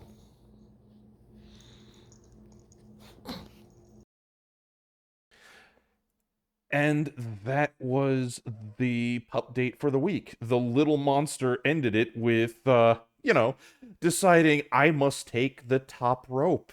Because what you don't see after the camera cut off is she proceeded to try and drop the beagle elbow on her boyfriend immediately thereafter. Lol. That's my lap. My lap is the top rope. She jumps onto my lap so that she can do the flying puppy's elbow onto the boy. Lols. Jeez. And yes, she charges her bounce. Every time she wants to jump onto Dad's lap, she'll kind of pogo on her front paws anywhere from 2 to 5 times before she finally makes the jump. Oh Adorable. no. Oh no, bully. That's a lot of dog. 90 pounds is a lot of dog. Jeez. I've had that where I was in high school. I was at my math tutor's house, and her Great Dane jumped on my lap, and I was just like, "This is happiness." I mean, Yeah. my older brother had one of them sadly has passed on, but had a pair of pit bulls, and I mean, the first one, the one that is no longer with us, he was adopted when he was, I think, less than a month old. He was the size of a large baking potato. By the end of it, he was 90 pounds of doofus, lovable doofus. And he Loving, never, lovable. he never I was stopped gonna say thinking. big smile. Oh, very big smile. He never stopped thinking he was a lapdog, even though he was way too big. So he would just kind of, if you're on the couch, decide, I want to be on the couch too. And he would be on you. Yes. Anywho, with that, it is time to go back to the game. Cut from commercial. Indeed. So now I've watched Pup Date, I'm actually going to get up and have a stretch. I'll be back shortly. I can't help myself with the wrestling star stinger right there. It's too much fun. Yes. Storm, have you seen the entirety of Wrestling Star, the Beeple Chen video? Not yet. Oh boy, I'm gonna have to send that to you because that song is a fucking earworm, man. Yep. Just like that one I wrote about Gonzo. Like, when we were doing the Beeple Chan promo video for WBPLW, Lady Red proceeded to throw together a lot of art assets. Paladin Rose also set up. Oh, Jesus. Okay, it's been requested. Storm, Yeah. buckle your fuckles. We're going back to ad break to play Wrestling Star. Oh my god. Oh my god. Alright, let me find the damn thing. Oh, we don't need the pup date again. It's delightful, don't get me wrong, but we don't need it again. Media source. I'm just gonna ask that you be at the, where is it? That you be at the stream on Twitch so that you can experience the thing. The thing that I'm going to very pointedly not listen to because I don't want to hear it in my sleep again. Oh my god.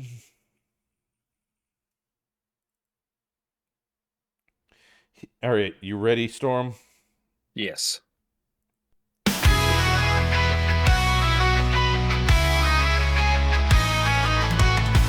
In the rain, she shines bright. Cute yet fierce in the night. Tiny fist, pack a punch, gonna win this match. Crowd cheers loud and proud.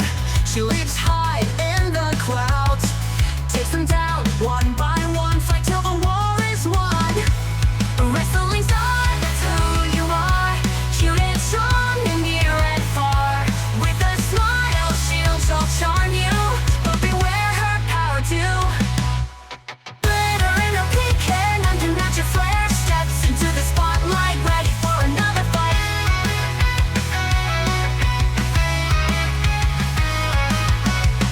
She twirls and flips up high, wings like a butterfly. But her strength undeniable, her spirit is unbreakable. Wrestling star, that's who you are. Cute and strong and near and far. With a smile, she'll charm you. But beware her power too.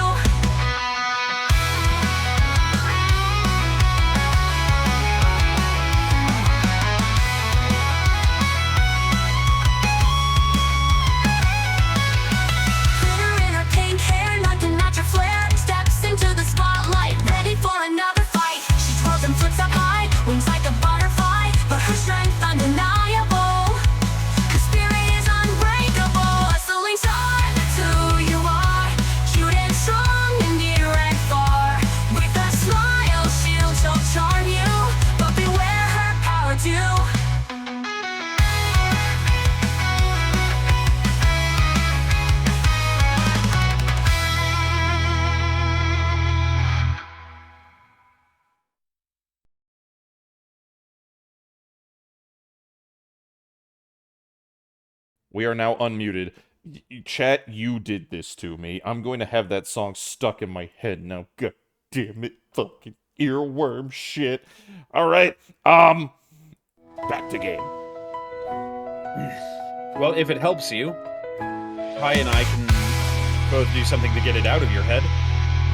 Oh no. I know a song that gets on everybody's nerves. See, that one doesn't work, though. Oh, okay. I guess I lose. I'm incredibly familiar with that one, and, like, Lamb Chop just doesn't do it. Yep. Also, Whacker's response to what we just watched was, holy Christ. Hang on, let me bring chat back up, actually, so I can read that. Well, no, that was in personal chat. Ah, fair enough. It's amazing. Has Whacker not seen this malarkey until tonight? Whacker was dealing with some family stuff over the past few weeks. Fair enough. He may have missed a share of videos. Very well. Ow, goddamn bats. Well, I'm glad-ish, then, that we subjected you to it. Ow, you pixie fuck. There we go. Eat bone. Oh, fuck! Damn it. I fucked up. Also, first time, chat, Popcorn95 Jr., welcome. Hello! Welcome to the buffoonery. We are mostly reasonable, sensible, human-adjacent beings here. Yep. Mostly. Welcome to WBPL 76, the streaming arm of the Black Pants Legion, legally defined as entertainment. We value your time, more than you do, clearly. Yeah, you're not wrong on that last part. Yep, Well, we're I all don't pro know. gamers who never make bad mistakes on our games. We're all excellent at everything we play. 100%. The dumb decisions is purely hyperbole. I wouldn't be making bad choices, honest. Yep.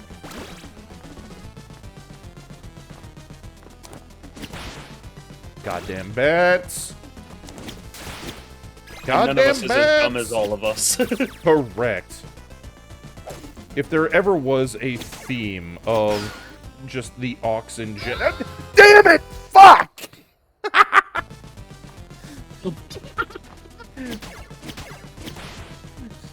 Shit. I keep screwing that jump up.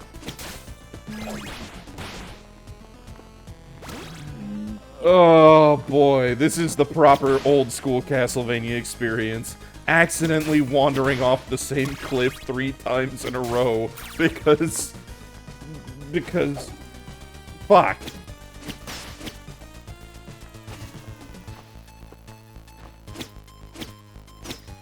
And this isn't even the right point of entry. God damn it. You bastard game. Oh, son of a bitch. Out, bats. Well, how do I fucking get to the box then? Very carefully. Apparently.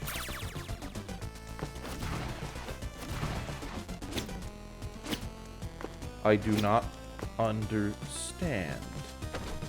I want the box! Give it to me!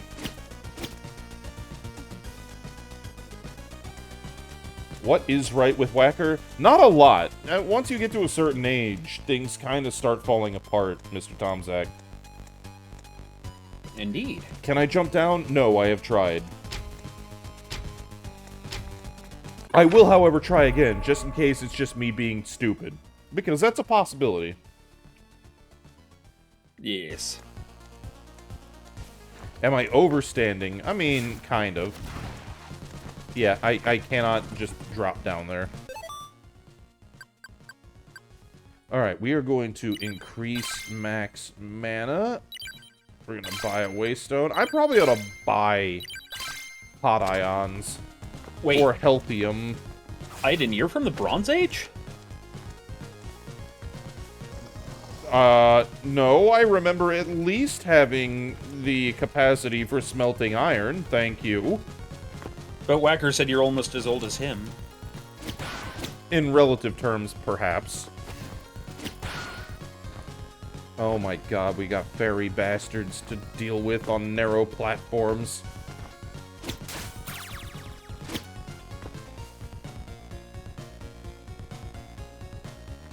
Malabulge Gateway. Oh no, it's the Gateway of the Bulge.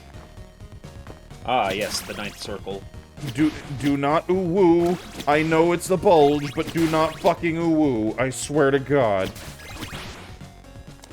Ooh-woo. I hate you. I explicitly requested the opposite of this. Only in America do we dream it all in ooh-woo. What? Paulina? Look. Who names a town Paulina? Your mother, Trebek. There was one man named D. We're gonna have the D, are we? Interesting thing to come back to. Indeed. I mean, we're in a fucking town called Pauline. I'm pretty sure that's the chick that Donkey Kong kidnapped. Maybe. Indeed. It is, in fact, her name. Yeah, like, Pauline was 100% the name of the chick that was kidnapped in the OG Donkey Kong game. The barrel rolling. Oh, so there's a water-breathing shard, because I'm pretty sure that this game actually tells you when they lie by having that goofy-ass laugh. I'm hoping that's the case. I was hoping. Because that's the thing about Castlevania 2, is there's no way for you to know when they're lying to you. Indeed. They just kind of lie and then, you know, well, figure it out. On the upshot, you'll always have these prices! What? Prices for what? What are we selling?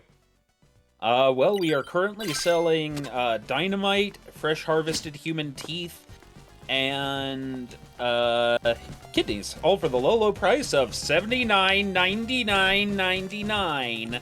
I see. Spend goop, get art. Goob! Yes. Yes, indeed.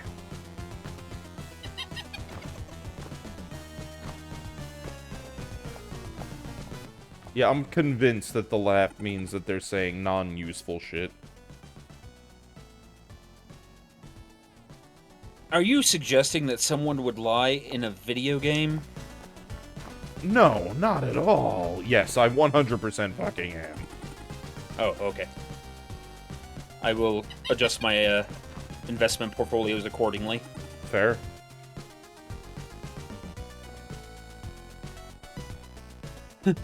Oh, I found the Master Carpenter. He's a fucking douche canoe. I'm not overly surprised by this. The guy's a raging cockwaffle. You know, now that I've said that, I have the unfortunate, I dare say tragic mental image of what actually goes into making a cockwaffle, and it hurts me a little bit. Why did you do this to all of us? Why? Because I hate you. I don't, actually, but... Oh. I don't. I don't. I love you like I love you like the pygmy manlet brother you are. That's fine. I've missed you. I've loved you always, and I've missed you like the sun misses the flower, or the fat boy misses cake. Man, I know all about the fat boy missing cake. Except I don't, because I'm not actually a big fan of cake. Yeah, for me, it's the pasta. Pasta. Yeah, that I can get behind. That's fair. Yeah. I can get behind the pasta. Yep, and then eventually the pasta gets behind your adipose tissue. I'm sorry, your what? Adipose tissue, that's like where fat cells are stored. Okay, there were way too many syllables there, and I could not comprehend them. Ow! Bad bug! I Fuck! blame Psydoc for not enforcing higher biology teaching standards in the BPL public schools. A lack of medical literacy. You know, And since, yeah. I could probably also blame Will, William Desir here in chat, actually. Because the dude knows a great deal more about anatomy and medical thingamabobs than I do, being a dude who actually is aware of such stuff. But he is bad at conveying his wisdom. Yes. Probably because, admittedly, he does it for a living and doesn't want to have to deal with that shit when he's not doing it for work. Which I can fucking respect. Yeah, that's understandable. Because I also like leaving work at work. Yeah, Ah, yes. feel that. Stone formation.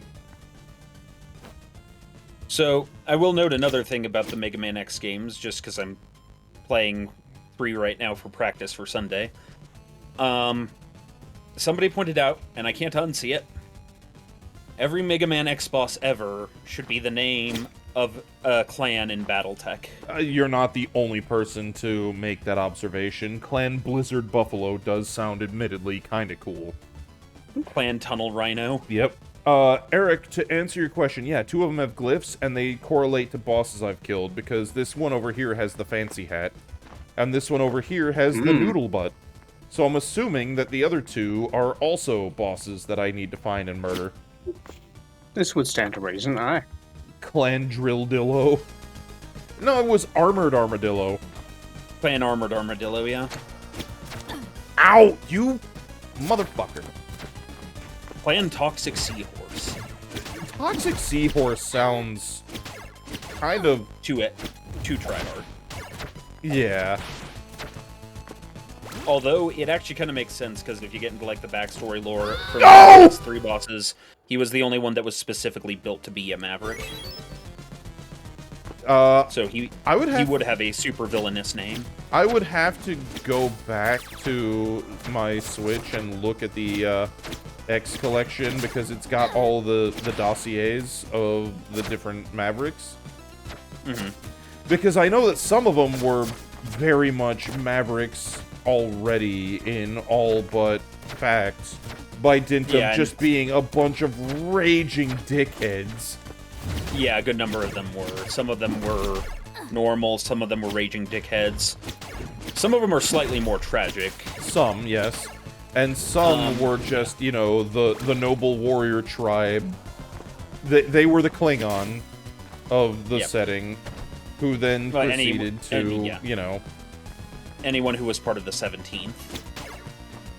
17th, if I remember right, was the one that Sigma led that X and Zero were part of, right? Yeah. Well, X wasn't a part of it. He attended on occasion because Sigma was interested in, like, training him to be a full-on Maverick Hunter, but X was not formally part of the 17th. I thought it was the other way around. Fuck! I thought it was that Zero was not part of the 17th, formerly X was. X was basically observing because he wanted to help with the fight to, like, defend humans. And so Sigma said, come along on some missions and see how you do. And then when they got a hold of Zero, they brought Zero in. X was still sort of getting his bearings as a fighter altogether. They pretty much put Zero straight into 17 as soon as they realized he was recovered from whatever was causing him to be Maverick. And then they... basically, X became part of 17 the moment all of 17 defected and became Sigma's army. Well, rather, his officers. Yeah.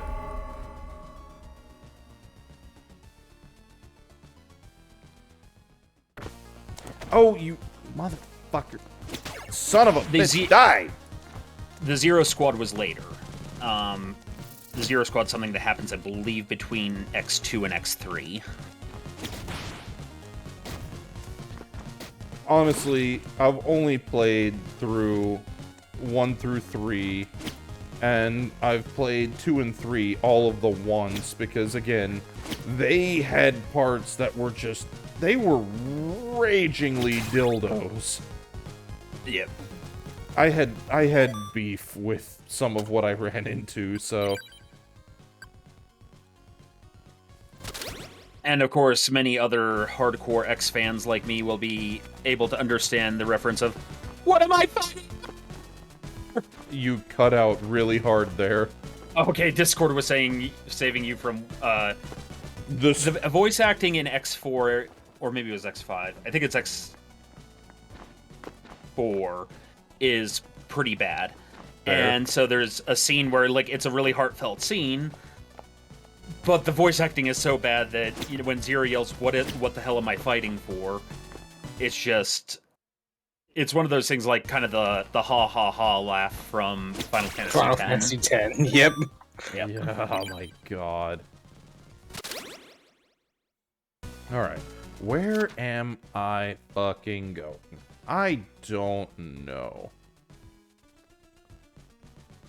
You see, I actually liked X7, but the gameplay was awful. But I actually kind of liked the characters in that.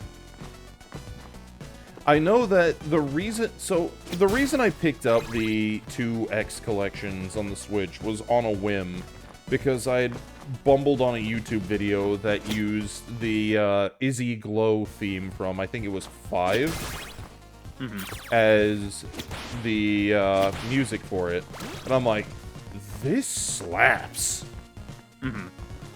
Oh yeah, the Mega Man games in general have really good soundtracks. They do. The X series in particular has good music. Yeah, to Upward Thinking's point, yeah, the ha ha ha scene was in fact meant to sound awkward because Tidus was intentionally being a dork in that moment. He was. The Forest of Madness! Yeah. Yeah, no, I do have to say, probably one of my favorite lines from X7, just because of how flatly Zero delivers it, is when he's bringing Axel in handcuffs, and he's like, could you take these things off? I won't run. You're making me feel like a criminal. Zero just kind of stares at him blankly. Feel like a criminal? Yeah. It's just like 500-year-old combat robot staring you down and telling you you're being an idiot. You're being dumb. If you're being brought in by, you know, the apparatus of law enforcement, especially the violent elements of the appropriately belligerent aspects of the law enforcement dealing with, I don't know, robots going full fucking murder, then maybe you probably have grounds to be considered as such. Yep. Well, and there's a line from Llamas with Hats that strangely enough struck me as would have been a good response for like a Mega Man X video. Which is a bad sign if Llamas with Hats can be made to fit, because... Whitey's gotta pay, and the price is baby hands. No, although that could fit in other ways.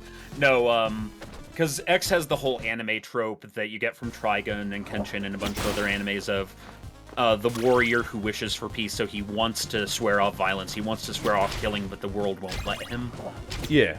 And so, like, there comes a point, I think it's in X5 or 6, where he just asks Zero at some point, like, why is killing so easy for you? And I feel like the appropriate answer would be, probably because I'm a dangerous sociopath with a long history of violence. Oh yeah, I don't see how you keep forgetting that. I mean, he was built by Dr. Motherfucking Wily, so... So, fun fact, do you know why he becomes a good guy? No, I do not. So, Dr. Wily stored him with the Maverick virus to be released, so that Zero would essentially be the initial vector for the Maverick virus. The problem is, the Maverick virus makes you work against your programming, and Zero himself was insufficiently shielded against it. He was programmed to be a murderer, and so he went Maverick against his protocol. Oh. Okay. Reverse psychology! The other implication given in Final Fantasy VIII is that going Maverick is actually eventually inevitable because... I think you just mixed the settings? I think you might have just a little bit. Final Fantasy VIII, where Squall notoriously Sorry. Maverick. Oh god, wow. My brain! My mind! Yeah, okay, so no. Now that you said that, we have to explore it. Final Fantasy Mega Man crossover. Okay, How give me would a it play moment. out? What would the archetypes be? What would the plot arcs be? Okay, give me a moment. Let me finish my last thought because there was one more bit to that bit of lore, and I'm autistic enough to insist. It's not that hard a crossover, Will, indeed. But let's let Storm do the thing. Which is that in X8 we learned that apparently going Maverick is in fact in some ways inevitable because if you give robots programming but also free will, you are setting them up to go Maverick eventually. They have to break their programming in order to have free will. Which implies that Zero also might have just simply rebelled of his own will with or without the virus. No, which is a mystery. You know, the thing is, that's kind of what I assumed the implication was from the very get-go, without this Maverick virus thing, and then they started implying Zero is the carrier of a virus, and I'm like, oh, okay.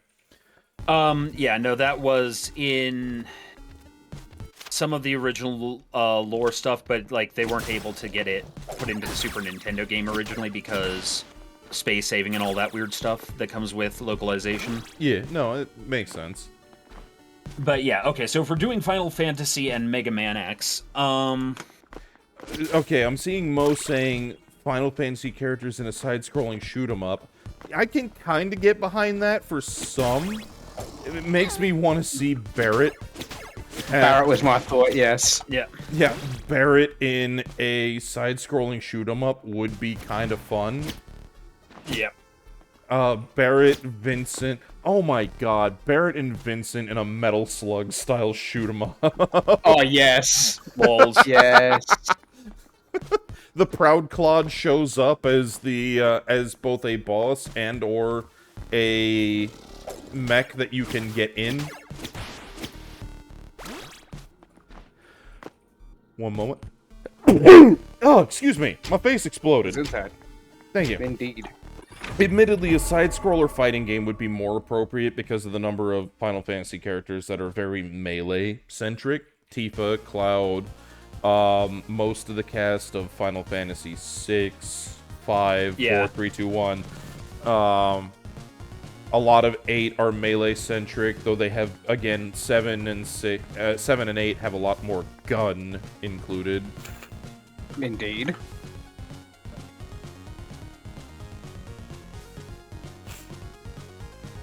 Also, I have a question for you, Storm. Mm-hmm.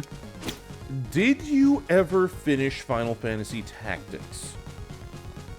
Yeah, I've beaten it several times in my life. I was gonna stream it for abs and did for a while, but I lost my save file, and so I kind of got rid. Yeah, that's happened to me before. Unfortunate.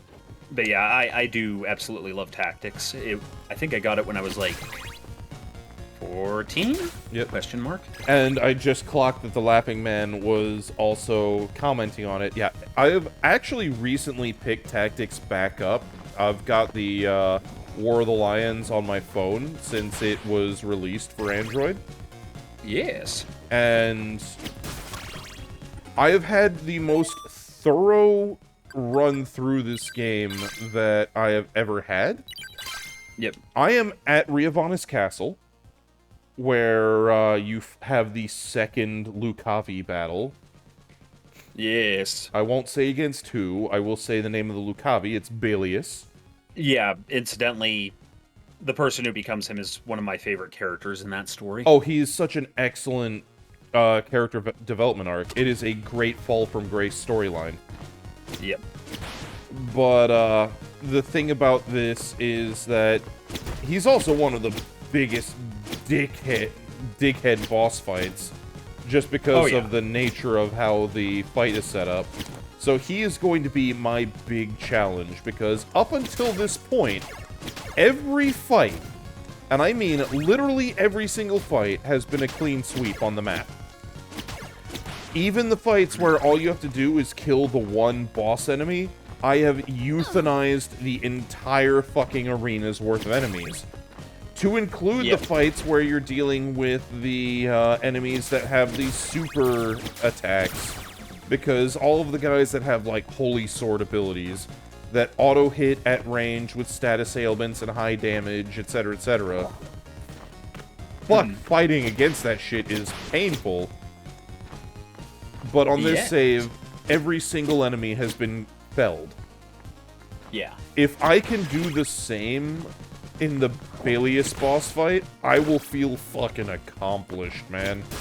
Yeah, well, because that's the first boss fight where it's, like, really, like, shit's gotten real. Yes. Because Quicklane or Quilcleg... Queclane. Yeah, Queclane, the Impure Queclane. King. Right, because it's a mispronunciation of Cuchulainn.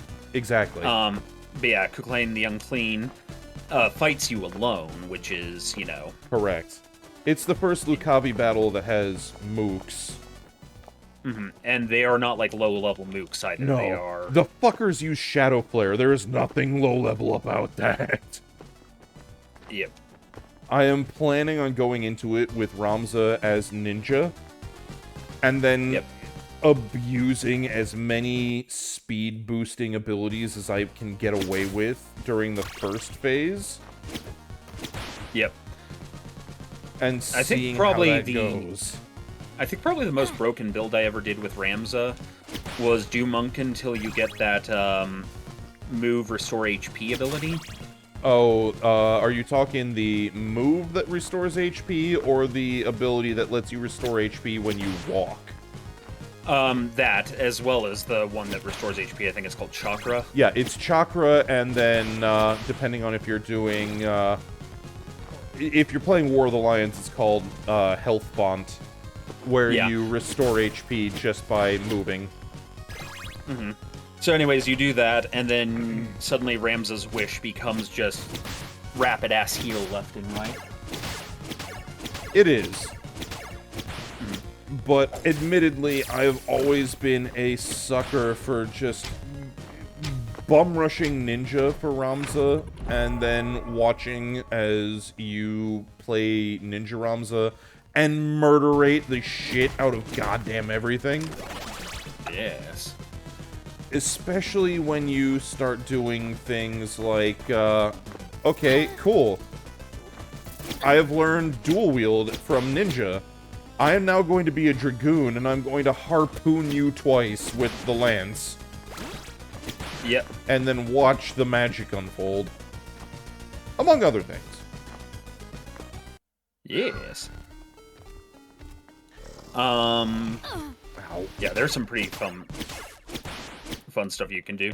Yeah. I admittedly currently am rocking First Strike on Ramza as currently Samurai, but going to go back to Ninja for Balius, because Jesus Christ, if you don't focus on speed for that boss fight, then you will suffer for it. But, First Strike with dual wield basically means physical attack me at your own peril, Scrubling, because you will die. Especially if you spend time actually buffing his bravery stat. Yep. But I kind of want to get Shiharidori, the samurai one, which lets you just say, no cell, your attacks, no. Oh, you attack me with sword? No. You attack me with gun? No. Also, Laughing Man is sort of thanking us because he now has Final Fantasy Tactics on his phone. Hey, you're fucking welcome, dude. I was legit surprised when I found out that you could do that as well. But considering it's a tactics game, it's something like Fire Emblem where having a touchscreen really, really works.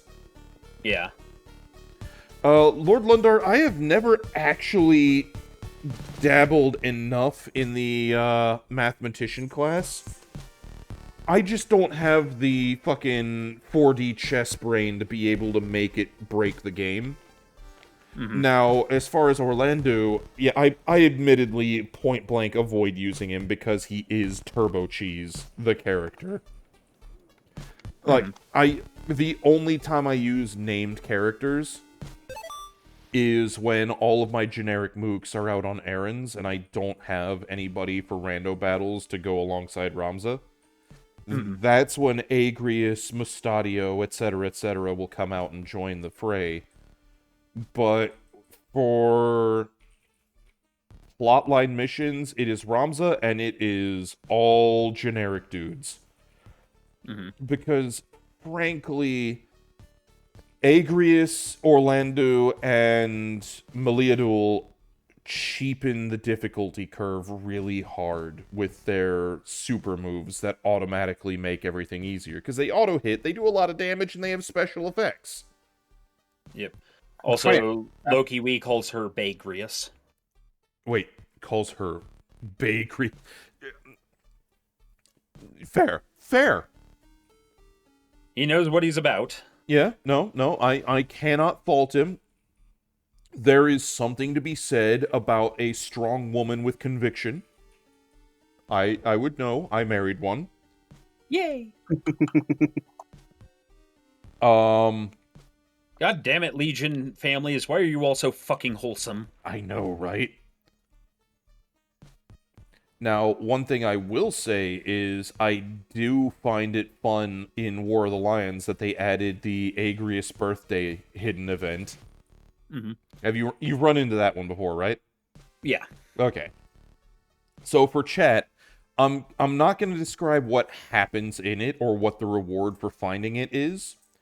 I will simply say that there is the precursor. You have to get a certain point into the game. You have to get at least past the second Lucavi boss battle, if I remember right. You have to have multiple millions of gil. Or, no, not millions. It's hundreds of thousands. My bad. A lot is the you have to have an absolute assload of gil.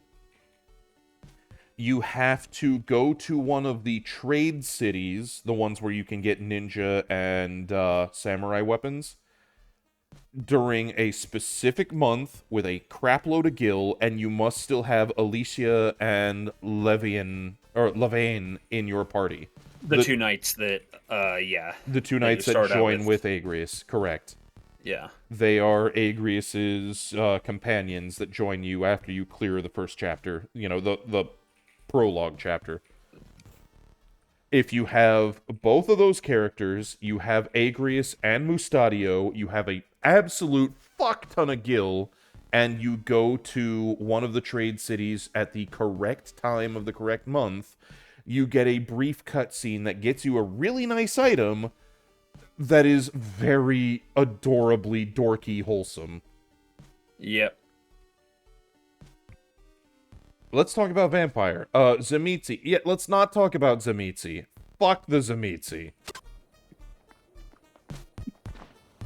That is all I'm gonna say. Indeed. Ow. You...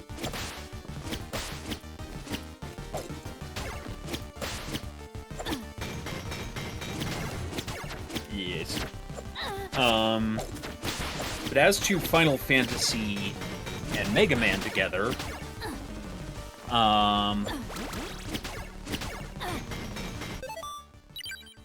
honestly, the closest Final Fantasy to a Mega Man game in its own weird right is Final Fantasy X itself, because you have your main character who wears a lot of blue and is sort of fish out of water by everything, with a swordsman in red who's advising him on how to be a badass.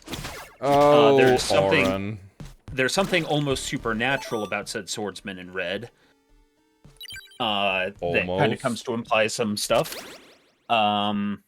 Including the whole being undead thing and thus being part of what are technically the bad guys, but choosing to be good. Much in the same way that Zero is a maverick who chose to be good. Etc., etc. Oh, and everyone betrays everyone. Yeah. Yes. And the main villain is autocidal. Yeah, omnicidal's a good way of putting it. Well, auto-omnicidal. So, like, Sigma is just genocidal. Seymour wants to kill everyone, including himself. Okay, I'm gonna stop you right there. Seymour is not the villain of FF10. He's a sideshow. Yeah, but he's the one we actually meet and identify with.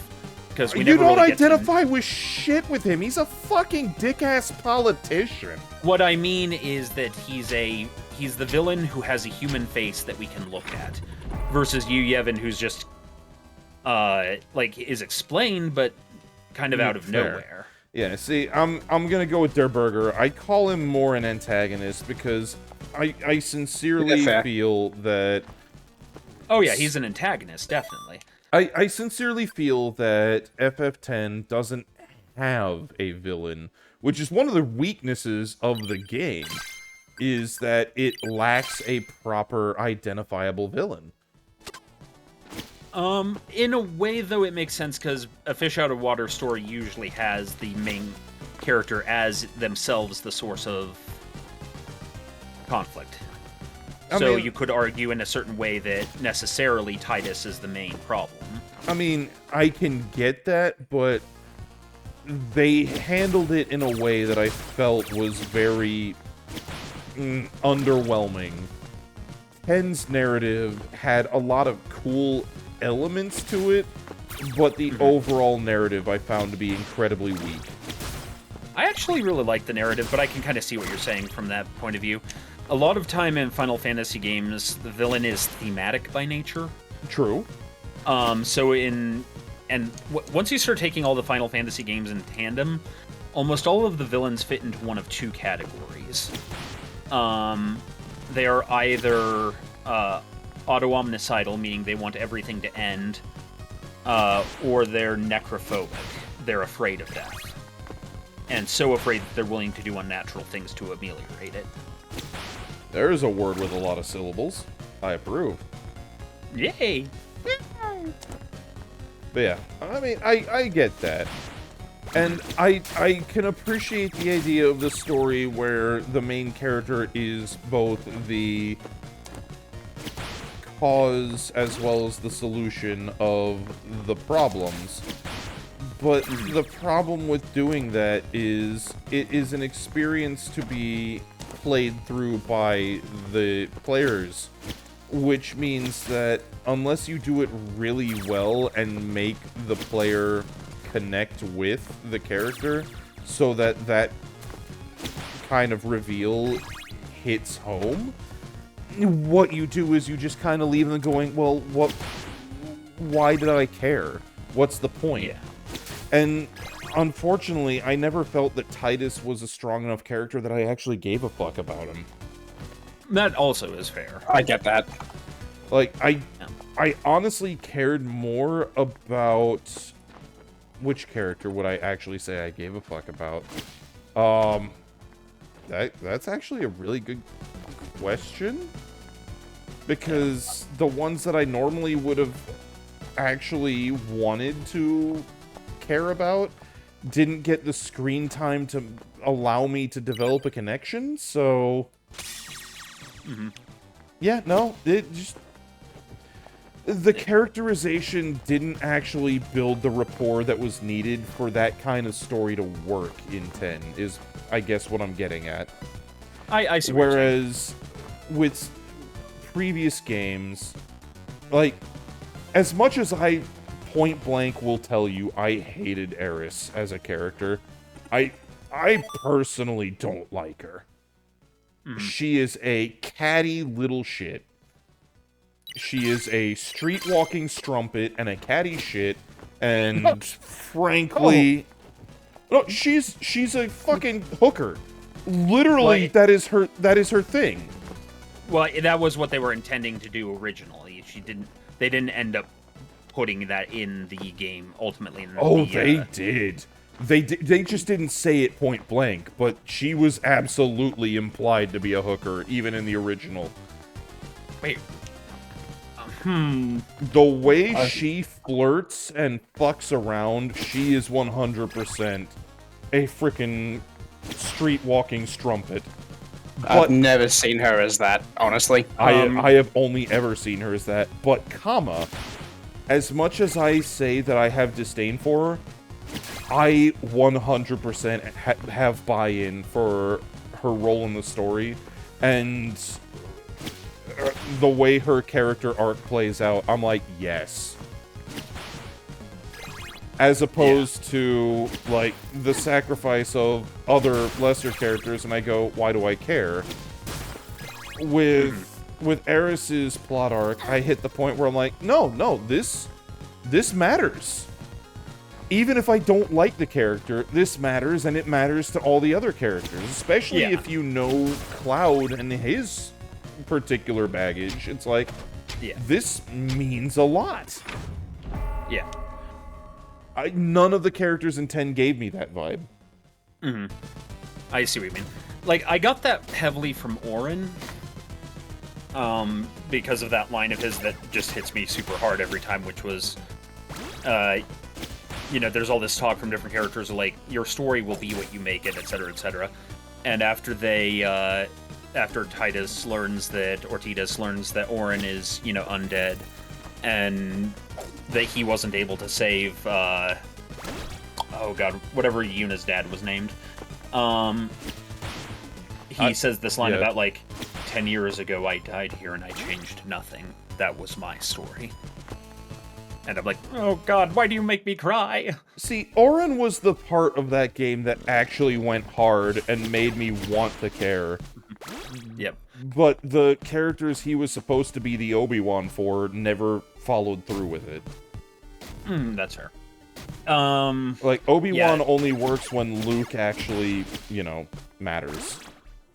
Another thing that's kind of important from at least the most successful Final Fantasy stories, and I'm going to cite that as, like, 6, 7, and 9, in terms of their, like, broader storytelling. Yeah. Seems to be that, the main character is thematically connected, if not literally, but thematically connected with the main villain. So, for example, Cloud and Sephiroth are both abuse victims. Sephiroth perpetuates the abuse further onto Cloud and traumatizes the shit out of him. Meanwhile, you have Kefka he is mad for the power of magic. Terra is born with the gift of magic, and he proceeds to try and enslave her to utilize her magical powers for his own ends. Yeah. Well, and then on top of that, he too is actually kind of an example of, you know, raised without family that could care about him. Oh, yeah. Raised without anything meaning anything to him because of that. So unlike the main party, he isn't able to establish meaning in his own life. And so he becomes the ultimate nihilist against a party who have chosen to fight for what they, well, believe in. Yeah. Again, you know, every character in Final Fantasy VII is geared around this idea of A, trauma, B, stop lying to yourself. Every character in 7, I think, is fundamentally dishonest, except maybe Aerith. And that's sort of where their problems come in. I would, again, honestly argue that Aerith is dishonest, if only because of her... The only reason I say that is because of her innate catty... She is very clearly manipulating things. But I see what you're saying. She is doing so with good intentions, but she is not honest. When I say dishonest in this case, it's Cloud doesn't know who he is. Yep. Tifa is lying to a friend and allowing him to not know who he is because she doesn't know what to do about that situation. Yep. Barrett has nobilized his own goals because he can't come to terms with the fact that all he wants is revenge. He's also justifying the fact that he's a terrorist. Yeah, then... Well, one side's terrorist, another side's freedom fighter, so... Red is fundamentally confused about who he is because he doesn't even really know who his family were. Yep. Indeed. And so he pretends to be older than he is so he can stay in the adult situation. Sid is... You know what? Sid's not lying to anyone about anything. He's just an asshole. Yeah. Yeah, Um, Sid is the so- most honest of the lot because he's a traumatized asshole and he wears it on his sleeve. Yeah. Yep. But it also... In that way, actually, I take it back. I take it back. Sid is actually lying. because in he's the not... sense- yeah. He's pushing people away when he really Yeah. doesn't want to be. Yeah. He's Like- being that person. Yuffie is fundamentally lying to everyone in a way that puts all of them to shame. Yeah, Yuffie is just a lying, deceiving bitch because, frankly, she has the cultural upbringing of we have to do whatever we have to do for Wu Tai, Yeah. and if they're not of Wu Tai, then it's not a bad thing to lie to them if it's in service of protecting Wu Tai. And also see Child Soldier here. Yes. Indeed. Also, I'm going to make the, okay, there's a couple different comments coming from chat that I want to comment on. I just saw the laughing man. Dumb decisions with Iden. Dumb decisions with Iden. Come for the nun milk, stay for the Final Fantasy / Mega Man Deep lore. Yeah, that's kind of where we went. Also, at least today. I see VTM fair- Bloodlines commentary, and yes, Malkavian playthrough is very different, and stop signs, Christ, the stop signs. Yep. Also, to be fair to Iden, I have one track mind, so get me going on lore. Dude, you're among fellow company, I am the same. You don't need to sweat it.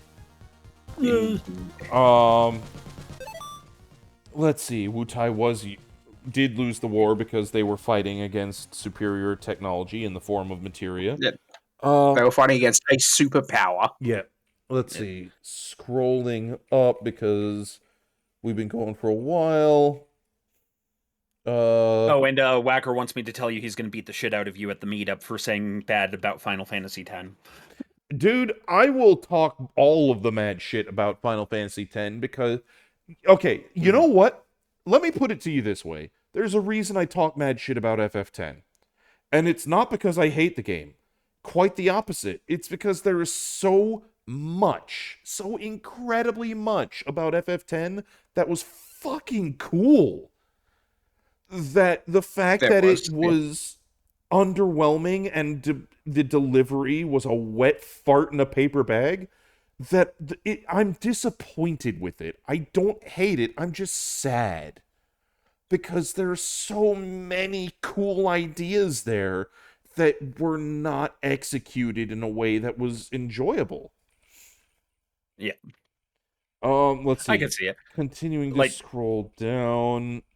10 does not have a villain. 10 does not have a fucking villain. It has antagonists, but there is no defining through-line villain because sin doesn't count. It's a force of nature that you only encounter like fucking twice in any meaningful capacity. Yeah, I'd agree with that. Yevon is just like, you're fighting God at the end of the game in the most underwhelming final boss fight ever because the best way to beat the game is to cast Reflect and let him kill himself. And I one-shot that last boss and I was very, very disappointed. Yeah. So I will say to Lady Reddit's credit here, 8 is actually not a bad game, and I think it's actually one of the more thematically consistent ones. I love it just has weird ass mechanics. I was about to I was going to comment when you said that. Yeah, 8 is an excellent game and narratively is a fucking fascinating one.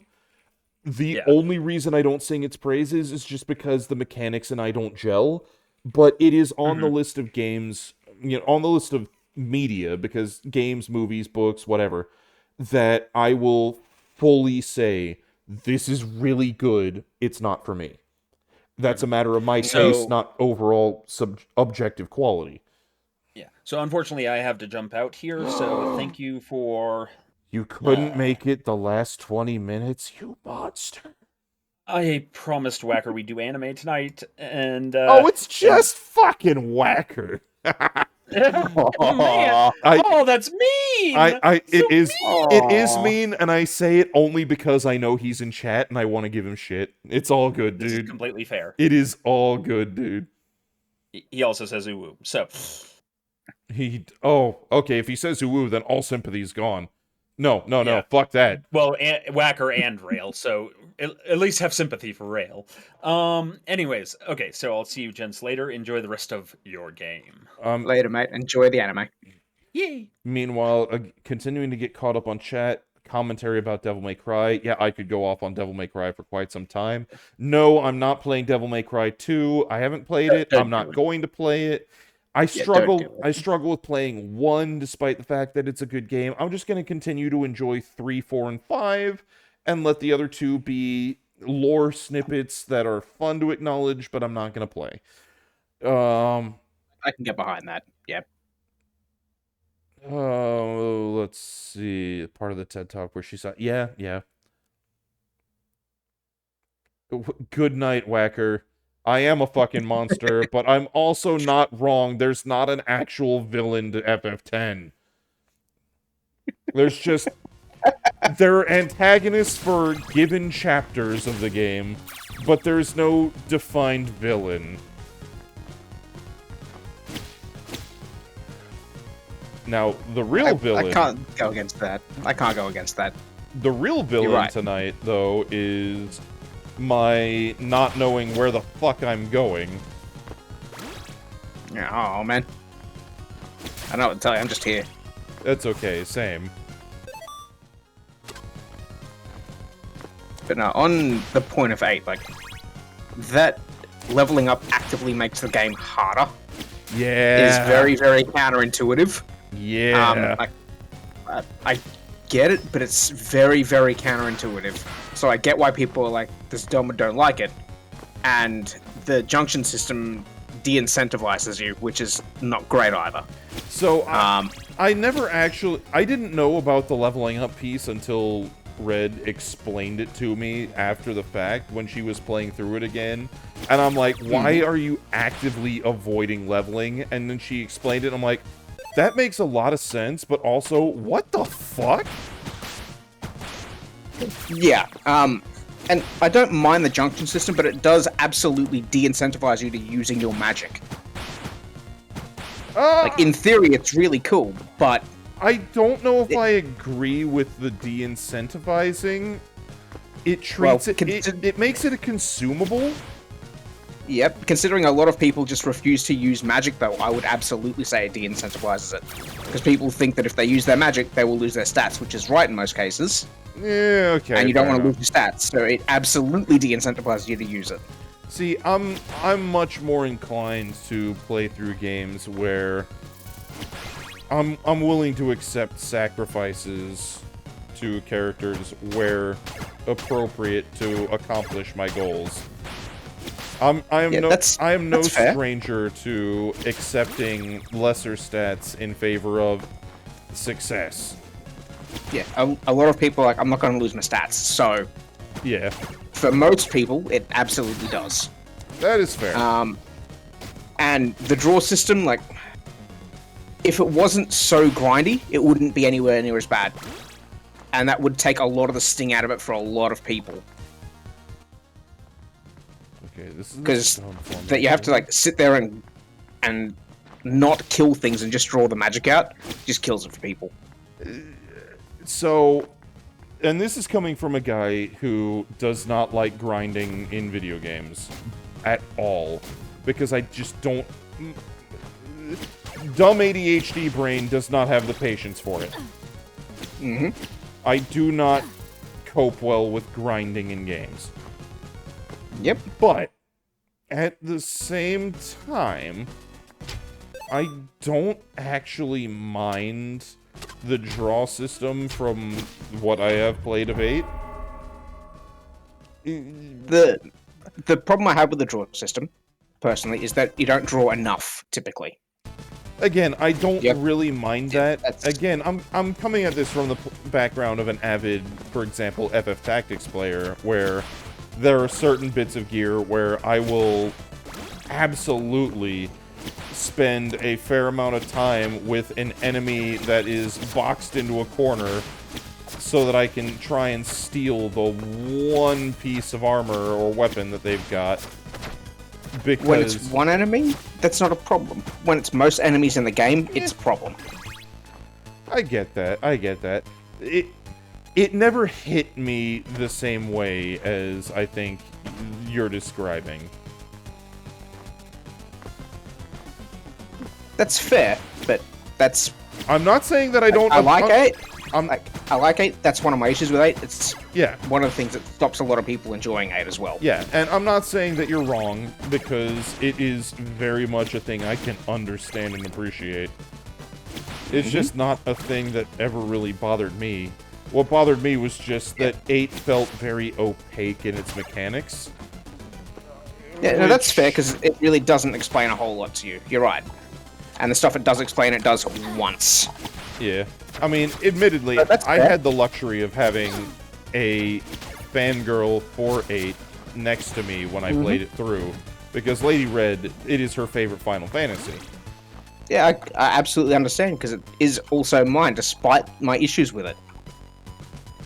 I can absolutely understand, and I know, Folk, I absolutely know this, but it doesn't change the fact that it is tedious. And I'm seeing, on the comment of Lady Red, this being her favorite Final Fantasy, I'm seeing her make the observation that it is her favorite, she has rebuttals, but it's a lot of deep minutiae, and admittedly, that's the thing that I'm getting at, is my brain did not wrap itself around the deep minutiae, but I will fully fucking compliment them for the fact that they did interesting things, and I like that. Yeah, they did.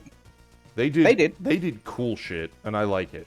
And they had, like, really, really cool cinematics with it. Like, the Dollet landing is amazing. The Dollet landing is so fucking good.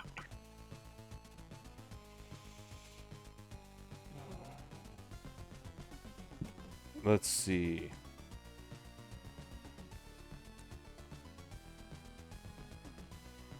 Cookie grinding in Final Fantasy call.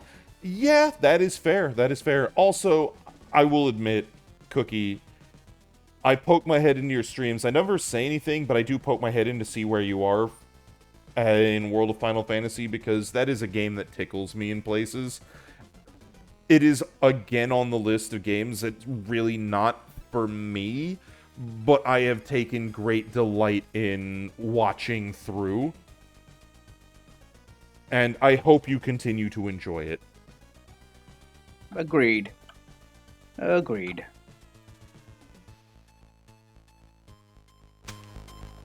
Lady Red, I get that feeling, because I am...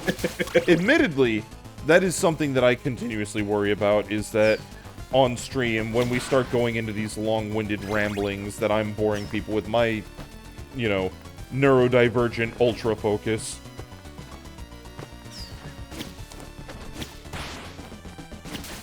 Alright, I am now trying to figure out where the fuck am I going? I went and murdered the Master Carpenter and got his loot. I've got no idea, my dude. I have no clue. Neither do I. That's the unfortunate part.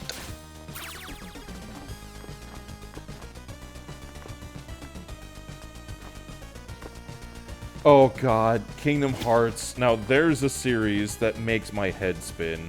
Like, Lady Red says, all you gotta do is know your Norts, and she's explained it to me, and then I proceed to look at her like, huh? Because I cannot, my brain can only hold so many Norts. That's fair. It is, I'm sure it is, love, but as you've already established, I am adult. So, I can only keep so many Norts in my brain meat.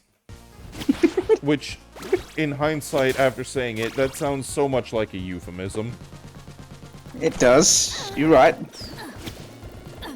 How many Norts are in your think meat? Not enough. Or too many. Depending.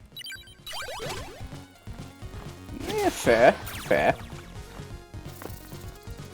I can hold all of the Norts. I ain't holding shit. Indeed. Fucking Norts. Things go in brain, things go out brain. That said, I ain't holding shit. One thing I have very much gleaned from that series, though, and that I take great delight in, is that Spock is evil, and Luke Skywalker is here to fight him.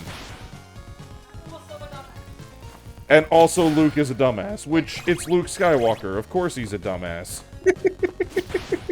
But yeah, I didn't realize until after Red introduced me to it that Leonard Nimoy plays the big bad, and Mark Hamill plays one of the big goods. Mm-hmm. Yep. And there's just a part of me that finds this delightful. That is fair. I can't fault this. Well, yeah, because evil Spock versus dumb fuck Luke is... it's just funny. Yes. Yes, it is.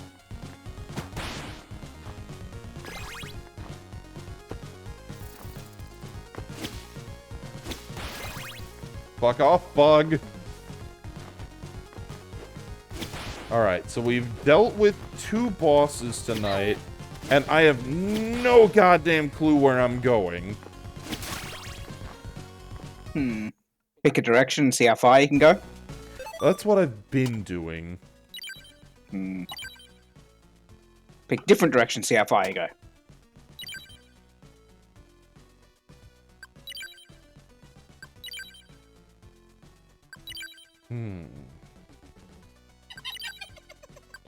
Yeah. Definitely those 2 are lying. The laugh means they lie. If nothing else, it is good to know, is it not? Yep.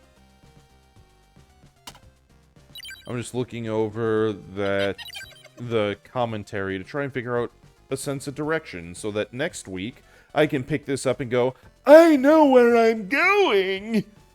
Because we are less than 10 minutes from the numeric workshop, and I'm... Yes. I'm confused. But that would mean you've got to remember, and you sleep between now and then. Correct. Also, love, I did not think to download the Squickening. I only downloaded the Parallax. You fool! I am a fool.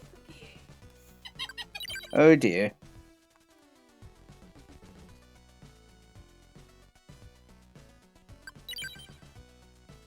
Hopefully, Laughing Man, hopefully.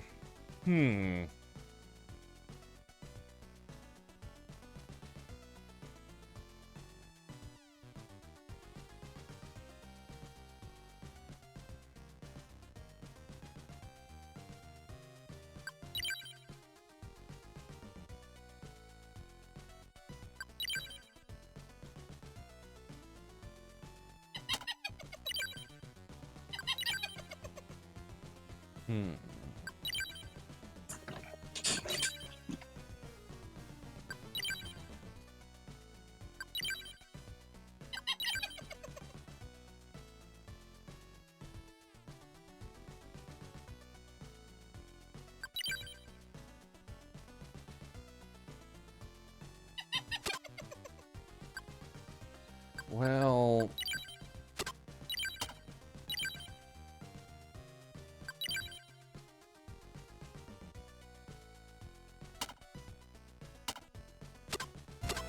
None of those actually pointed me in the right direction.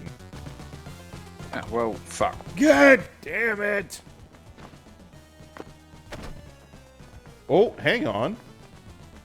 The fucking carpenter's here. Well then. And Things have changed. He'll change remains for coin. Okay. I can make money from squibbly demon parts. Alright, That's good. Now to find the merchant so that I can potentially buy stuff. think that'll be the last thing I do, is I do the grand run of merchants to try and buy upgrades.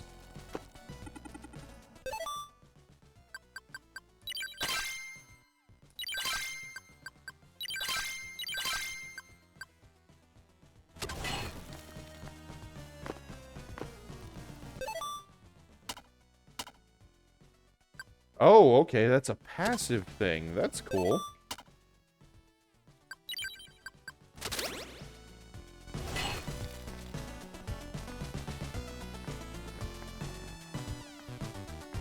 Skeletor the stand-up comedian. Nah.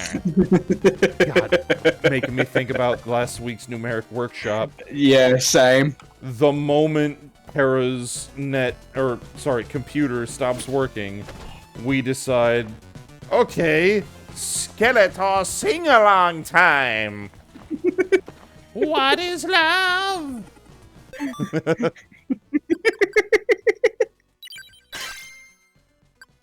It was good. It was so good. It was a great time. It was a delightful time. Agreed.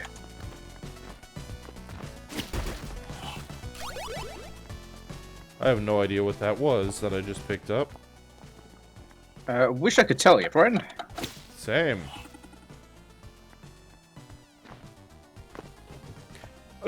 Bully Bravo agreed, because I just lost my shit in a fit of giggling when that happened. I didn't know how to cope. It was its own thing. It was, yes. That said, ladies and gentlemen, it is time for us to wind down for the night now that I've found a save room. So, as is my usual wont to say, guys, I'm looking at it, and Twitch is saying there's 66 of you watching now. That is 66 people who have all of the things in the world they could choose to do, and y'all chose to come hang out with us and our brand of nerd lore dumb fuckery. And I appreciate that. Ditto.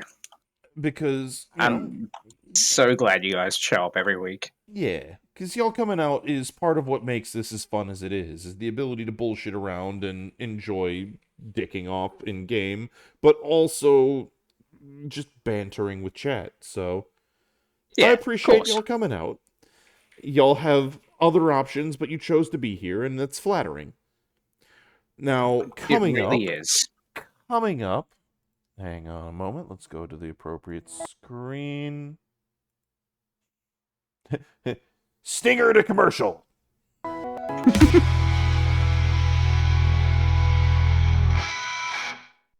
There it is. So coming up in less than 5 minutes, we have the numeric workshop, where painting sometimes happens, featuring Parallax and the usual crew of questionably sane individuals. I hope y'all have a good time and stick around to see what kind of dumb fuckery they get up to. I also hope that Parallax's audio doesn't fuck off again for 2 weeks in a row. Indeed. Hopefully it does not return to its people. We need to keep it captive. Yes. Until next time, though, folks, I hope y'all have a pleasant time zone. Evening in this case, in my case, but whatever it is, wherever you guys happen to be. And I'll see y'all next time. Indeed. Thanks all. Be excellent to each other. Bye.